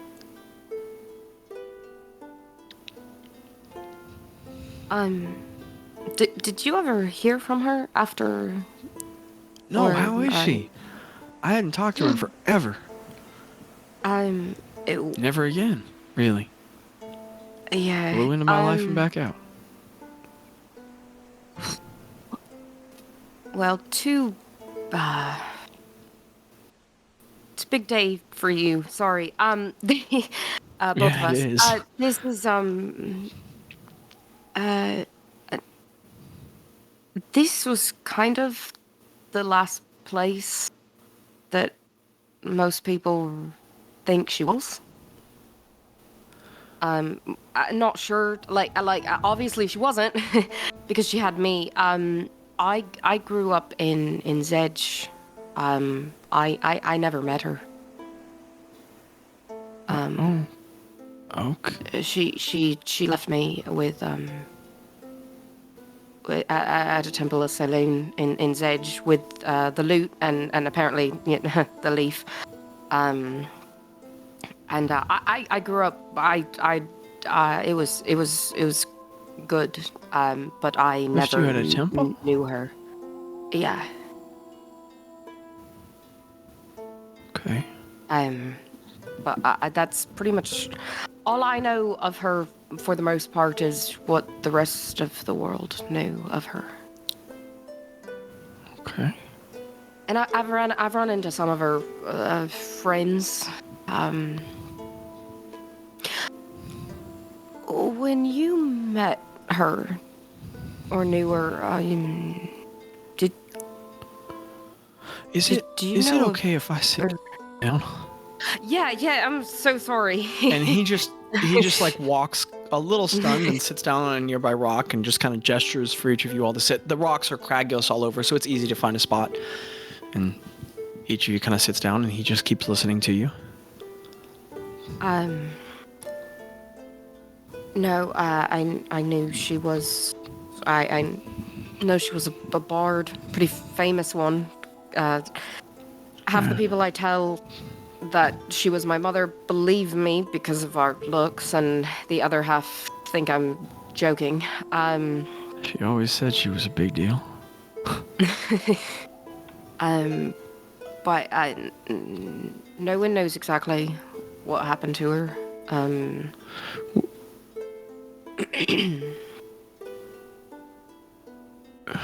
She...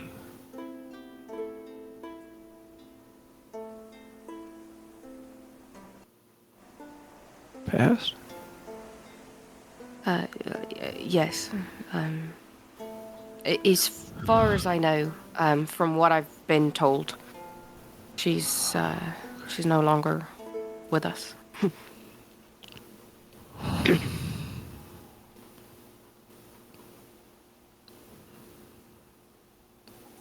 Okay. Oh.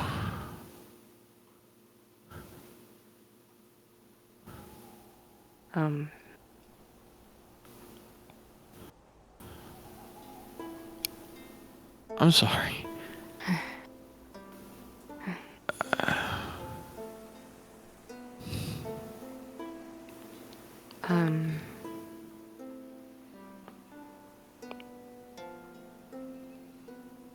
But she left me with some really good people. He reaches out a hand. He has to lean forward far on his rock, and he just holds yours real quickly, like wrapping his arm over awkwardly, and he just goes, I'm glad you're here.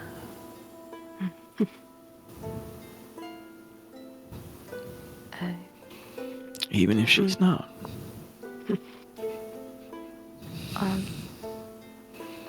Thank you. I am too. He lets go of your hand and sits back up.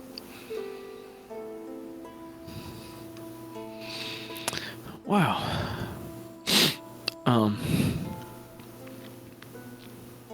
Do you play?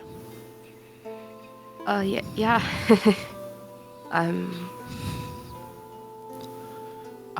Yeah, I learned several of her songs, and I've written some myself as well.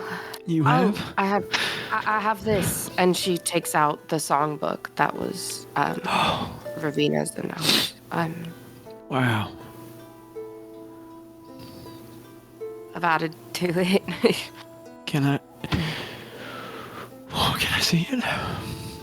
Yeah, of course. Thank you. He takes it from you and he just flips it open and he goes, wow.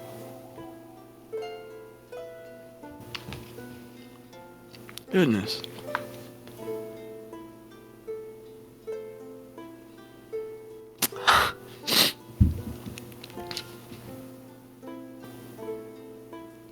We worked on that one together. And he points at the Chaos Mage and he goes, I didn't know who that Neefty was, but we played around with the tune. Yeah, it's probably the most popular one out there. Well, of course, I helped with it.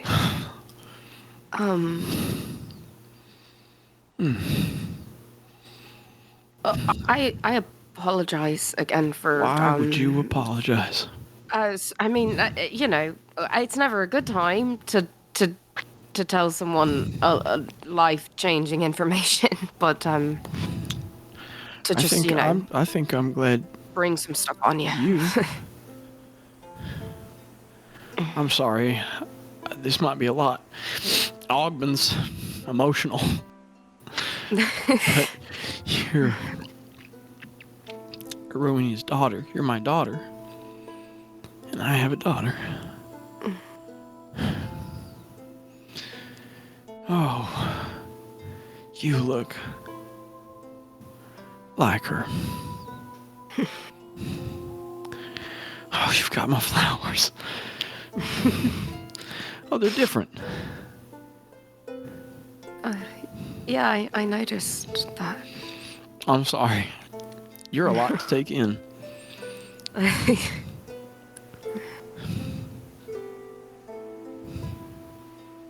Goodness, you just turned out gorgeous, didn't you?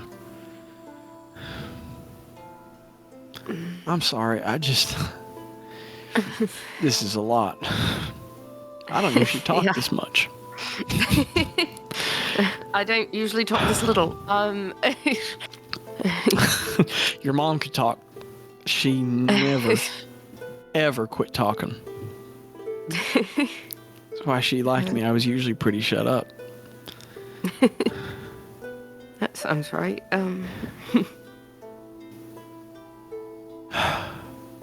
Rowena, you said you like to be called bro. Yeah, Ro's fine. Either one. They all call me Ro. I'm glad you found me. I am too. How long have you been here? Kiddo, I don't know. Long time. Since far before your mom came. Wow. She washed up out of a low tide. Washed up on the shore. No ship or Nope. anything? She lost that. Oh, yeah. That's a long time ago.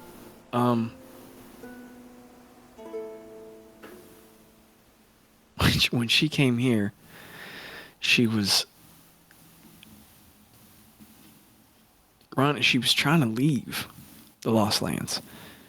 And it didn't go right. She wound back up here. She had come from the mainland on some quest. And you watch his face he keeps describing something, and then you see like a wash of memory, and he keeps like pausing in his story as if his story is hitting him as he says it all over again. Chews on that a bit more and then says, she had just done her big, she was taking something from the ocean to the ocean, and she needed to get to like you, Wellspring. And when she washed up here, she said she thought she'd all but died. The only reason she talked to me is because I had food. And then she wound up just spending a couple months. Couple months? Yeah. Wow. Good months. Did she... Did she go to the... Was she looking for the Wellspring here? No. How do you know about that? You met the Mechanoids? Oh yeah, Bazz... Groovy fellas. No, but yeah, she... not really anymore. We kind of... Bazz kind of... We helped them out a little bit. Okay. Well, anywho, no. Yeah. Hadn't been one here in ages. No, on mainland, Agba. Oh, okay. Had to get some farseed or something to it. So she A farseed? Like an sure. like an orb? My common's not great. I mean, clearly it's not that bad, but she, yeah. I don't know. Sorry, bro. Been more than 50 years, but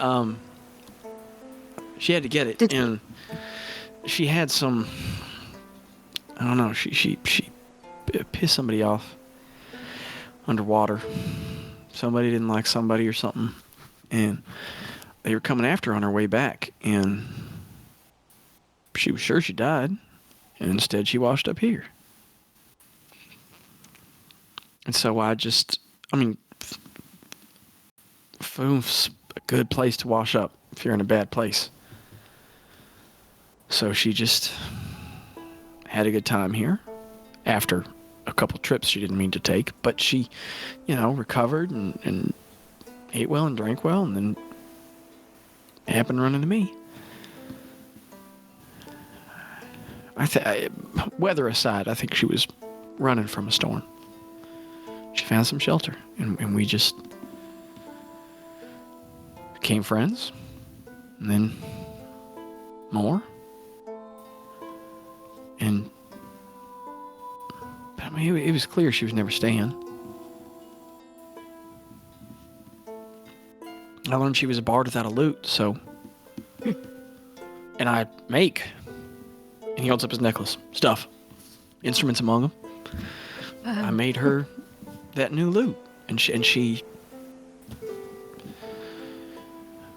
told me about all her performances. I made sure it could make all those different sounds. And she set back off with it after a couple months. And I was sad to see her go, but How did she leave? He takes the songbook back and he flips to a page. That one. And he points to polymorph and he goes, wasn't. She knew more magic than I did. He closes the book and hands it back to you, but she turned some other, I don't know. Real skilled bard, I guess. I don't know much about bards, but yeah, and she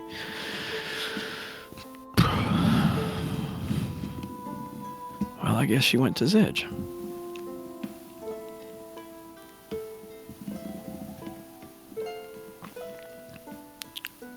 Wow.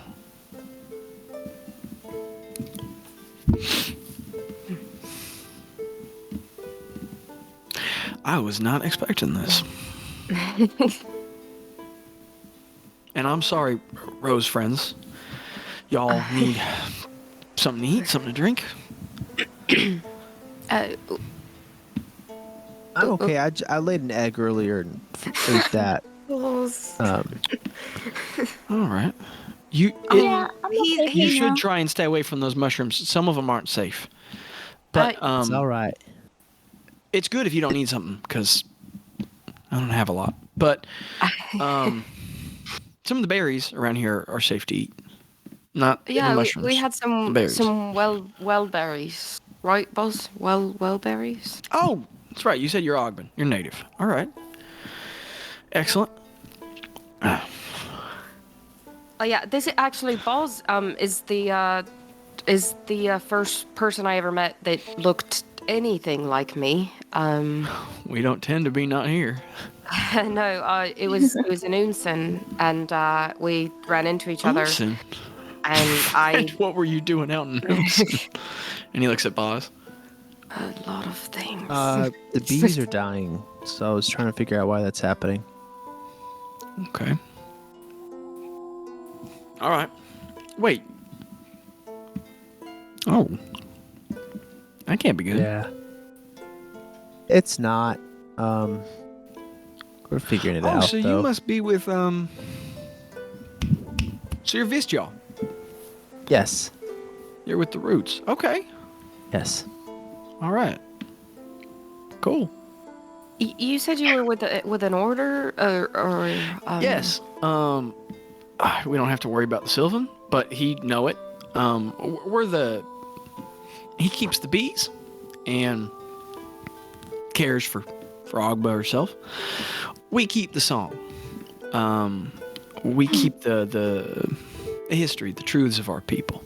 Or at least I used to be long time ago. I'm not, but I'm retired, so to speak. A good retirement.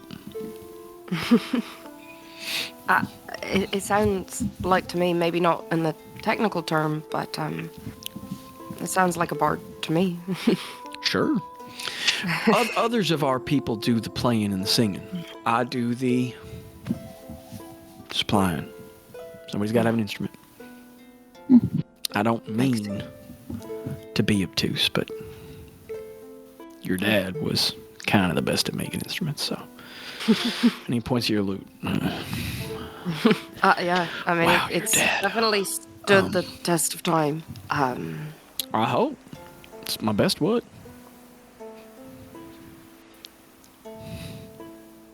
So you're... yeah, you came here just to... see me? Yeah, we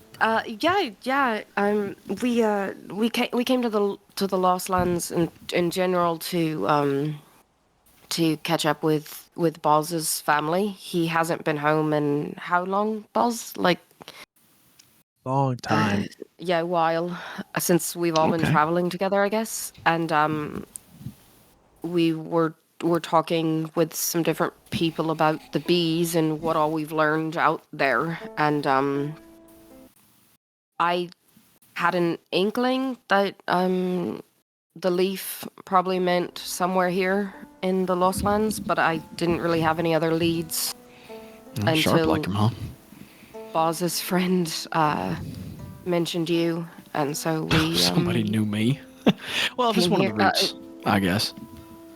Bazz, what was his name? Oh, it's... let's both be honest with each other. I don't even know all of it. The roots visit every Yeah. couple decades. You'll tell me and I won't remember. Are you the only one on the island, or? I mean, we ran into a there guy. is... yeah. I don't know his name. That he poor... was soul. chill. He was Yep. fermenting a lot of the mushrooms. Mm-hmm. He doesn't know me. I've seen him. He does some wandering in states at times. Yeah. Yeah.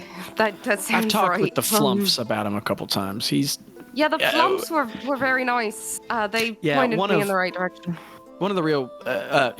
is watching after him, and so... Yeah. I feel like he'll He be finally okay. spoke to him. They were chill. They may You travel weren't together or talking to him? something. That's weird. Okay. But yeah, no, otherwise... I mean, people come through here, but I gotta be honest, it's a big island. I haven't been over all of it, so there might be a couple other people here, but just me. Kind of. Wow. Good night, Lando. Hi. Plot twist, Jath is also your dad. Bye-bye. Congrats on finding your dad. Thanks, Landon. Glad you find your dad. Bye, buddy. Hi, buddy. And then there were three.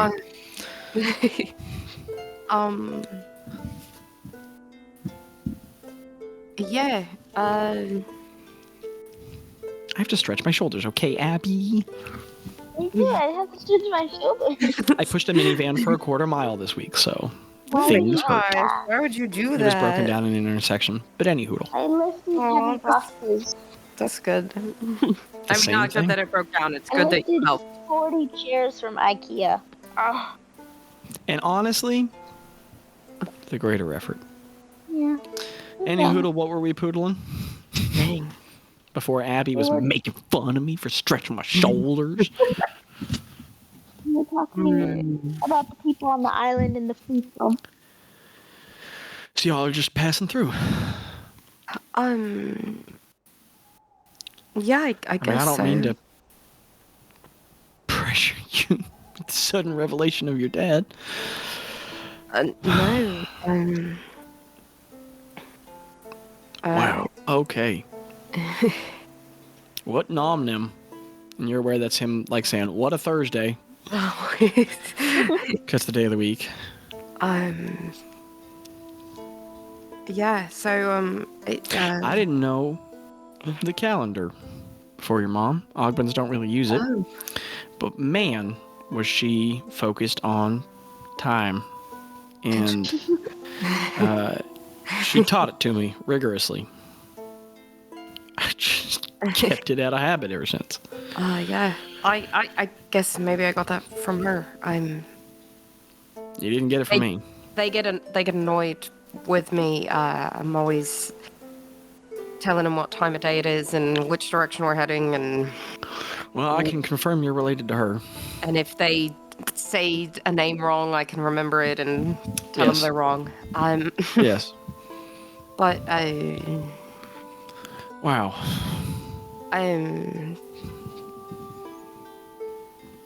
Yes, sorry. I guess I don't really know what to say.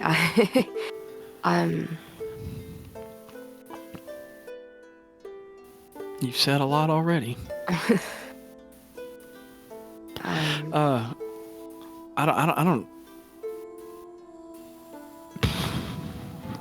don't like to pressure you. I mean, you can come in, you can stay out. I mean, I would love to see more of you, but whatever you need. No, Whatever you need. I'd love to see and know more about you. And How long are y'all staying for? we don't really have a time frame. We didn't even know if we would find you here, so we've just been making our way across the island. We kind of crashed here. Like once we got Yes. here, it kind of took out our flying carpet leaf thing. You get She high looks enough in kind the of air. at Bazz like the In thing. the deep magical, it's hard to fly through that magic. Gotcha. Interesting. It's also been, I will say, it's been hard. I have not been able to cast anything in the past few Yes. days without something else happening. Capes, you get away from Ogbo, and the magic gets Yeah. I spent messed with. I spent a few hours in the Shadowfell a few days ago. Okay, I Came don't know what back. that is, but that's great for you. And not really. But you spend a couple decades working on Yeah. it. You'll figure out how to spellcast around here without stuff getting messed up. Do you spellcast? Do you A little, not like your mom did, but a little. Yeah. More like a turn into a squirrel kind of guy. Bazz does that. I can do it a little bit. Cool. Not exactly how y'all do it, I don't think. But I definitely can.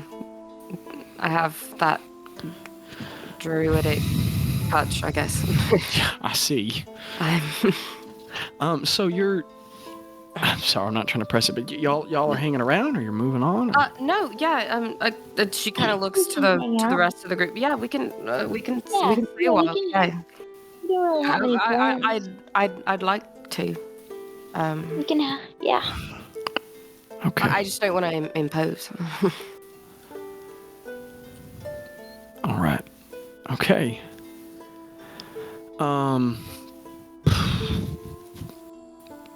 I Well- mean, we can. We don't need to impose on your home. We're good at Yeah. camping. You are I know there's very a lot welcome, Of us. and it cannot fit you. It barely fits me. Your mom and I didn't spend half our time inside of it. But you're welcome in. It's just small. Okay.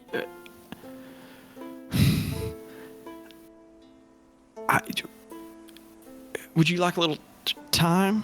This has been a lot. If you need time, I Nope. completely understand that. No. And I'll match the berries sometimes. Let me be right back. Okay. Let me be right back. And he goes in the direction of the home, and when he gets to the water, he just walks across it. And then he gets to the other side, and he walks up to the tree, and he does he lifts that sort of carved hunk of wood at his neck, and he blows into it, and it's like an ocarina. It hits a couple specific notes, like a boom, and then the tree just opens up, and he walks down into it. And he's just gone for a bit. So cool. And then Craig goes, Ro. And then he says a bunch of stuff. And then Bazz goes, non sequitur. And then Tyler goes, oui. And then you're left with only Gretta to roleplay with. And I just go up to Ro and I like give her a little side hug. Like pat her arm. Pat, pat, pat. I say, how you doing? I think I'm good. He seems chill. He seems super chill. He seems so nice. Yeah. He seems really happy. Happy to have you here. It's weird. I didn't know what to expect, but part of me just figured that, I know this sounds bad, but part of me just figured that he wasn't gonna be here. Oh, yeah. Wasn't gonna be like here, you know, like her. Yeah. But I mean, I don't know. I don't know how to tell someone, hey, I'm your daughter, you know. I think you did great. And I don't think there's I think you're right. There's not a good time. You know what I mean? Yeah. I think you're. Yeah. I think you did really well. Not that there's a good or a bad way to do this, you know? Yeah. You did it, and I think that's the big thing. And he seems so happy about it. Really want to learn Sylvan, Greta. Oh, I can teach you.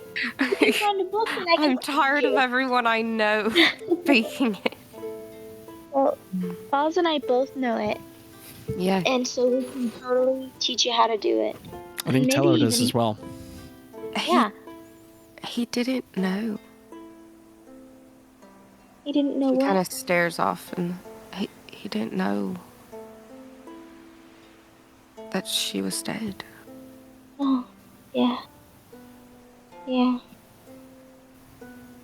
Do you think Old knew her? Do you think it was? Do you think it was Old? You think what was old? Well, he The said far seed? a farseed. I don't know what else that could be.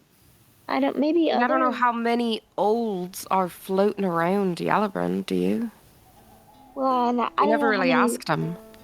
Yeah, I don't know how many of them like live in the ocean. You know what I mean? Like he said that she had pissed someone off under the wave. Ro, could you make me a rememory check? Remembering. I remember me. Also, Craig farts.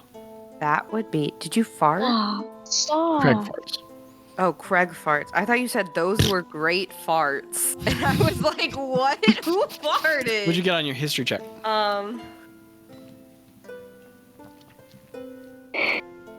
17.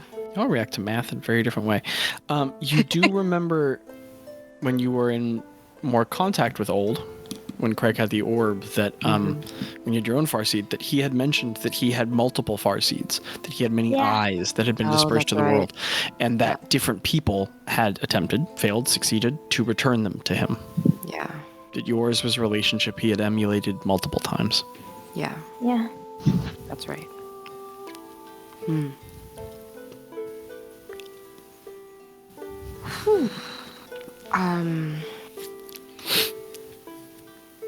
So, I don't know. How are you feeling? Lots of things. I'm feeling lots of things. Yeah. Yeah.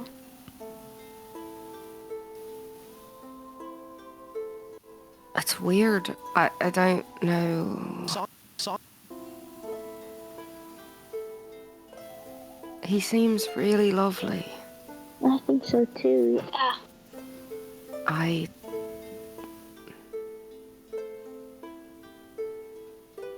I don't know.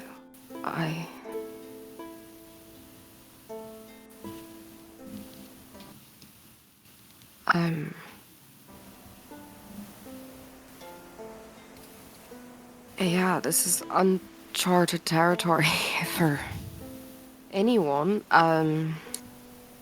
Yeah. He seems. I don't know. He seems really happy. In Yeah. shock. And I guess I was worried that, like, how do I know, like, it's him? But I feel like, I mean, obviously there's, like, the facts of the time and... Okay, so it could be flowers kind of and- bad, and he's just Oh. walking back up out of the tree, and he goes, truth be told, I kind of only make it for me now. And he's got like a real energy to him now, and he sort of like jogs across the stream, and he hands you guys like 3 wooden bowls, and it's just got like berry mash, and there's just stick rods, smooth rods, and he goes, you just dip it in it and you lick. It's an Ogden thing. I don't know. I get a little bit of honey in it. It's good. Nix? Try It falls, and she's like, look, even though Bazz isn't here, she's like, Bazz has like, a stick in his mouth. This makes sense now. The stick people. You Everything guys are the ones makes who are sense. weird. And he goes back to dipping and licking. And Greta, when you try it, ooh, that's good. It's just a lot of different sweets all over each other. It's really good. Oh. Oh. The road eats it. What does it taste like? Does it taste like good berry or anything, or does it taste like nothing no, we've had? It's like, well, no, I mean, it's those well berries you've had. Oh, okay. But mixed with honey. So it's like a more glazed, caramelized well berry. It tastes real good. Yummy. A little more saccharine, a little more overly sweet, but not too much. It's real good. It's very much like I dessert think territory. Ro probably thinks it's like one of the best things. Like Ro has such a Oh, sweet tooth. the sweet He's tooth. like, Perhaps the sweet tooth is from Dad. And Ro, there's a weirdly calming effect about having some sugar right now. I mean, obviously it doesn't just fix everything, but you're like, oh, okay. Now, we're going to step out of character for a moment and go above table for a second. This can be... What do you mean? the buff table. We were below the table? We were below the table. We were on the table. We were on the table, Abby. Moving above the table. This is the longest he's ever frozen. This could be like a whole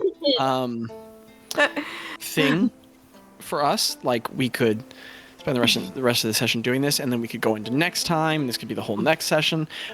If Jackie, if you want, I know this is throwing a lot at you, but if you want this to be like, yeah, no, I really want to like be here and role play with my dad a ton, then that can be like half of next time. But also if you're like, well, I've discovered him, and like let's montage a little bit, have a little bit more role play, and then maybe like tag a little extra on next time and then keep moving. That's an option as well. This is a big part in your story, but it's also very unstructured. So I want to hear you on what you might be interested in getting from it. And we can plan around that. Well said.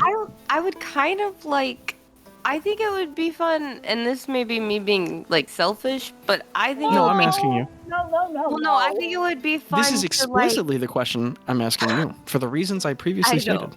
I think it would be fun to have some good role play and interaction with the whole party with him, I think just so, too. because I think even stepping away from the fact that he's Rose's dad, which means a lot to me, I also think that he's a really interesting NPC that I would like everyone to be able to meet, basically. I agree. So yeah, I would like to have next session a little bit with them as well. I am fine with either way, depending on how y'all are feeling or whatever of how long you We're want. just asking you, and then how you want it is how it'll go. No, Because I know, every once but- in a while things are about you, Jackie. Okay, so understood, and that's what's going to happen. So now there's a follow-up question. How long, in simplest terms, does the party spend here? And it can change next time a little. Yeah. But like, are they like, no, we hang out for 8 hours? You're like, no, we spend a couple days here. Just give me that Glorg, and then we'll work from there. I think it would be cool to do a couple days. Yeah. Excellent. So, big lag. What we're gonna do is we're not gonna focus on the details here so much. And what we're going to do is the party is going to spend a couple days here. And there's plenty more Lost Lands to head to, but this is kind of a big deal. So the 14th continues. And does the party camp outside of his home? Is it like a little too weird to be in there? Or is it like, no, Ro stays in there? Or... I think we would, because it's not very much room, I think we would camp outside, but I would like to see the inside. Like, I would like to go in and have, like, tea in there, but I would say we set up camp outside to not So this is what we're going to end 121 on. Okay. You guys, like, he just talks with y'all. And he does a lot of listening, which is both very true of the character I've written for him and also highly conducive to how we're doing this right now. So he just starts asking you guys about stuff and listens to all of y'all, but kind of can't quit looking at Ro. And after some point, if Ro, you're like, can I see your house, Dad? Or whatever you call him, of course. No pressure. That's exactly what I do. Can I see your house, Dad? Can I see your house? So at some point, as the rest of the group is setting up their camp, and I'll just plan on next time being half of this, because sessions are long. And then, again, unless we want way more, which we can have, halfway through next time, it can be like, moving on to the next island. Perhaps. We'll see. He at some point you go into his home. So Ro, it's just kind of you and him, and he opens up the tree again. He can just open it and close it, open it and close it. And you notice that when he like walks across the water and calls to the tree, you don't recognize any like direct spells. You see their facets, you see their relations, but it feels much more like woogly boogly dryad, like more like vague, like this is just something inherent to him. This is something about being Ogben, less about him being like, oh, he's that caster doing this spell. So at some point you travel down the tree, and his home is like hewn from inside the rock. So it's like a home from like where rocks were pushed aside, and there's like gaps through it. And so like there is a sway and a flow to the home, but like the structure and the definitions are like not clear, and the floor is just smooth stone. It's like a pure like rock stone, which is interesting because it's filled with wood. Small tables are wood and chairs are wood. He is clearly a carpenter, and wow, he's a good one. A lot of like smooth, long, sleek designs. Your loot is actually very outside of most of his work and its style. So you get the feeling that maybe it was like a specific, maybe your mom had a lot of input on the taste, perhaps. And from the moment you get in his home, you could hear the waterfall very loudly outside, but you continue to hear it inside. And his home is like 4 or 5 small rooms interconnected through narrow hallways. He sleeps in a small space with a simple bed. He eats and stores food in a small, simple space. The only space that has any like real size and dimension to it is like his workspace, and it's just this big like carving shop. Everything in here has a place, and clearly it's like the organized chaos of it all. But everything's very well worn, very well used. I mean, this stuff looks like it's like these tools look like they're decades, if not a couple centuries of use. And when you get into the shop portion, there's just every instrument. I mean, you recognize 6 different and 2 to 5 of each of those, some in their very initial stages of carving, some in their finals. And there are 7 or 8 instruments you do not recognize. Ogben originals you don't know or understand. And also when you went into his room briefly, it's the loudest space because there's just a huge gap in the stone that just looks out over the 200 or 300 foot drop into the rest of the landscape. So it's this incredible drop vista where you can see the waterfall spraying by and you go, oh yeah, the weather never really changes around here. So it's not like a storm's going to come through the window. But anywho, so he's showing you around all the small details proudly, and you're just shown around the space, and he's a little awkward but very excited, and It's just like he doesn't know what to do with you, but he's very excited you're there. He's showing you everything. But he lingers with you a moment in the instrument space, and he says, and I work on quite a few things. And I've been here so long. A lot of these I just make, and I used to make them for our various druids and bards and storytellers, but there's less of that to do now.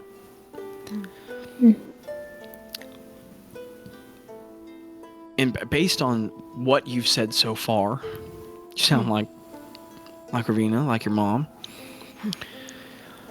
I figure it's as good in your hands as anybody's. And he goes to the back of the room and he flips open this like wide chest you assumed was full of more instruments, and instead it's just filled with padded like leaf leather. And he flips some of it up, and you see this like thin flute that's like laced with silver, and this like DOS mandolin. But he pulls out of the middle another lute, and he clips it shut, and he turns around and he just shows it to you. And I'm going to describe it. It is a powerful instrument. Excuse me. It is an onyx-stained pine wood lute. Very pretty. A lot more vague instrumentation here. Let me keep going. The ornate instrument's short neck is threaded with magical, flexible cords of silver.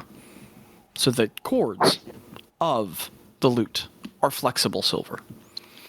A silver trim graces the edges of the neck in spiraling filigrees reminiscent of the sprawling fingers of a flourishing vine.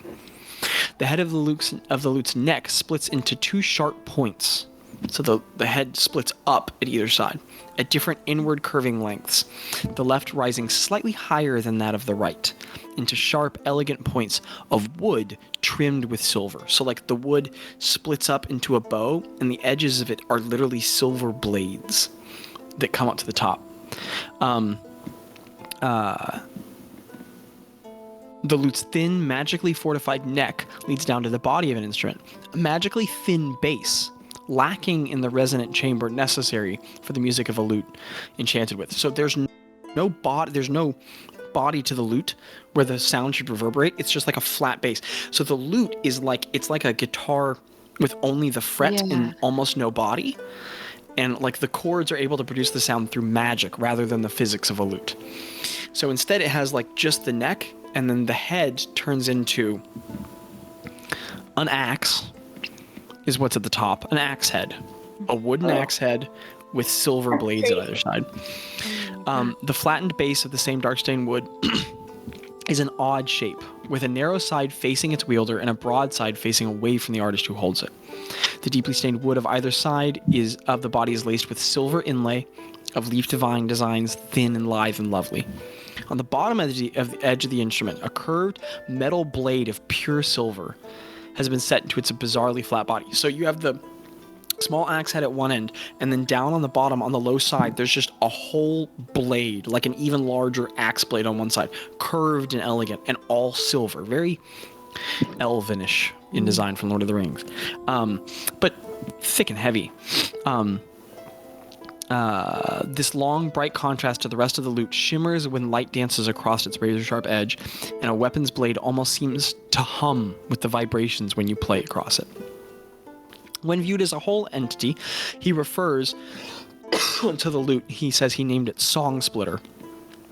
And it appears to be a bizarre hybrid between an unorthodox instrument and an impractical hand axe. And in the hand of artists less capable, it would be just as much. But he describes it as this sort of intersection of the two. And he goes, I made this 30 years ago, and I haven't had anyone to give it to, and I know I'm rushing some things here, but, well, here. And he like just starts walking back out of the home, up the stairwell, up the tree. Does he have the loot? Yeah, he's taking it with him. Okay, yeah, I follow. Okay, so you get up, the tree opens, he walks outside, everybody looks back at him, and he goes, sorry folks, we'll be right back. And he just walks you over to the edge of the cliff with him. And he goes, here. And he leans the axe backward and just hurls it off the edge of the cliff. Just. And then as it's flying away, he whistles sharply, and the axe and like comes back to his hand. Like Thor's hammer. Like Thor's hammer. Holy crap. He just smiles at you. I mean, and it just, and he lets it get like halfway down the cliff face, and then he whistles again and just back to his hand. Oh, cool. I figure, if for anybody. That's incredible. No pressure, but I'm all excited now. And he just hands it in your direction.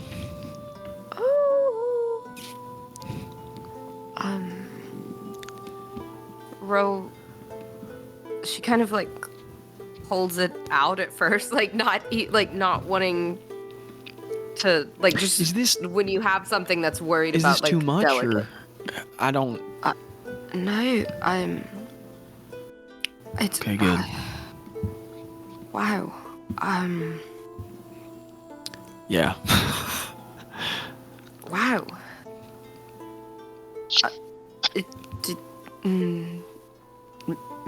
May I? Can I try or And Ro, as you focus on it, you find it attunes weirdly quickly to you. Instead of having the 10 minutes, you just kind of look at it for a minute, and all of a sudden, you feel its vibration. Do you have an open attunement slot? Let me see. I'm worried. I don't know.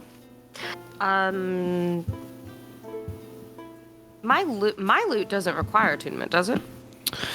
Is that the case? I believe you, but does it? Is it the case? Because I don't know about that. I didn't think it did, but then when we had added the symbol of the maker, we said because it was now in the loot that it did require attunement to me, I think. That sounds correct. Yeah.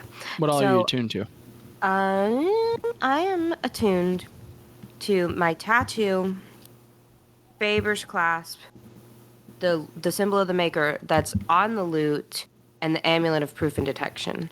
So, can you unattune to the tattoo and it just not use it? No. Not work? The okay, tattoo. You're always attuned to the tattoo. So I'll unattune to Faber's clasp for now to do that.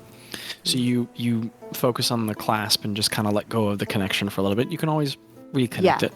Because what's y'all's proficiency bonus right now? 4? +4, but I think it's going up soon, right? You know. But any hoodle. So Jackie, just put Song Splitter in your inventory. And you can put it in your inventory, and you're now attuned to it. Oh my gosh, I keep breaking my pencil. I'm shaky. It broke off twice. So if you wanna, if we wanna make it the last thing of the session, you could woodly doodle and skip the boodle and take a look at it real quick.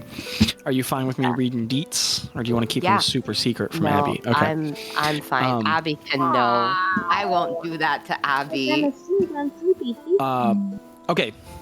Song Splitter is both a magical loot of epic proportions as well as reinforced melee weapon. When turned, give me a second. When turned upside down and grasped as a melee weapon, Song Splitter acts as a +1 hand axe. If you're a bard, you're proficient with it. Crafted and enchanted to be wielded by the nimble hands of a bard, Song Splitter uses dexterity as its ability modifier rather than strength.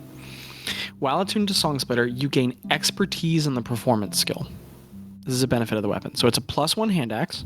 Wow. Dex instead of strength. Wow. If you're attuned to it, you have expertise in performance.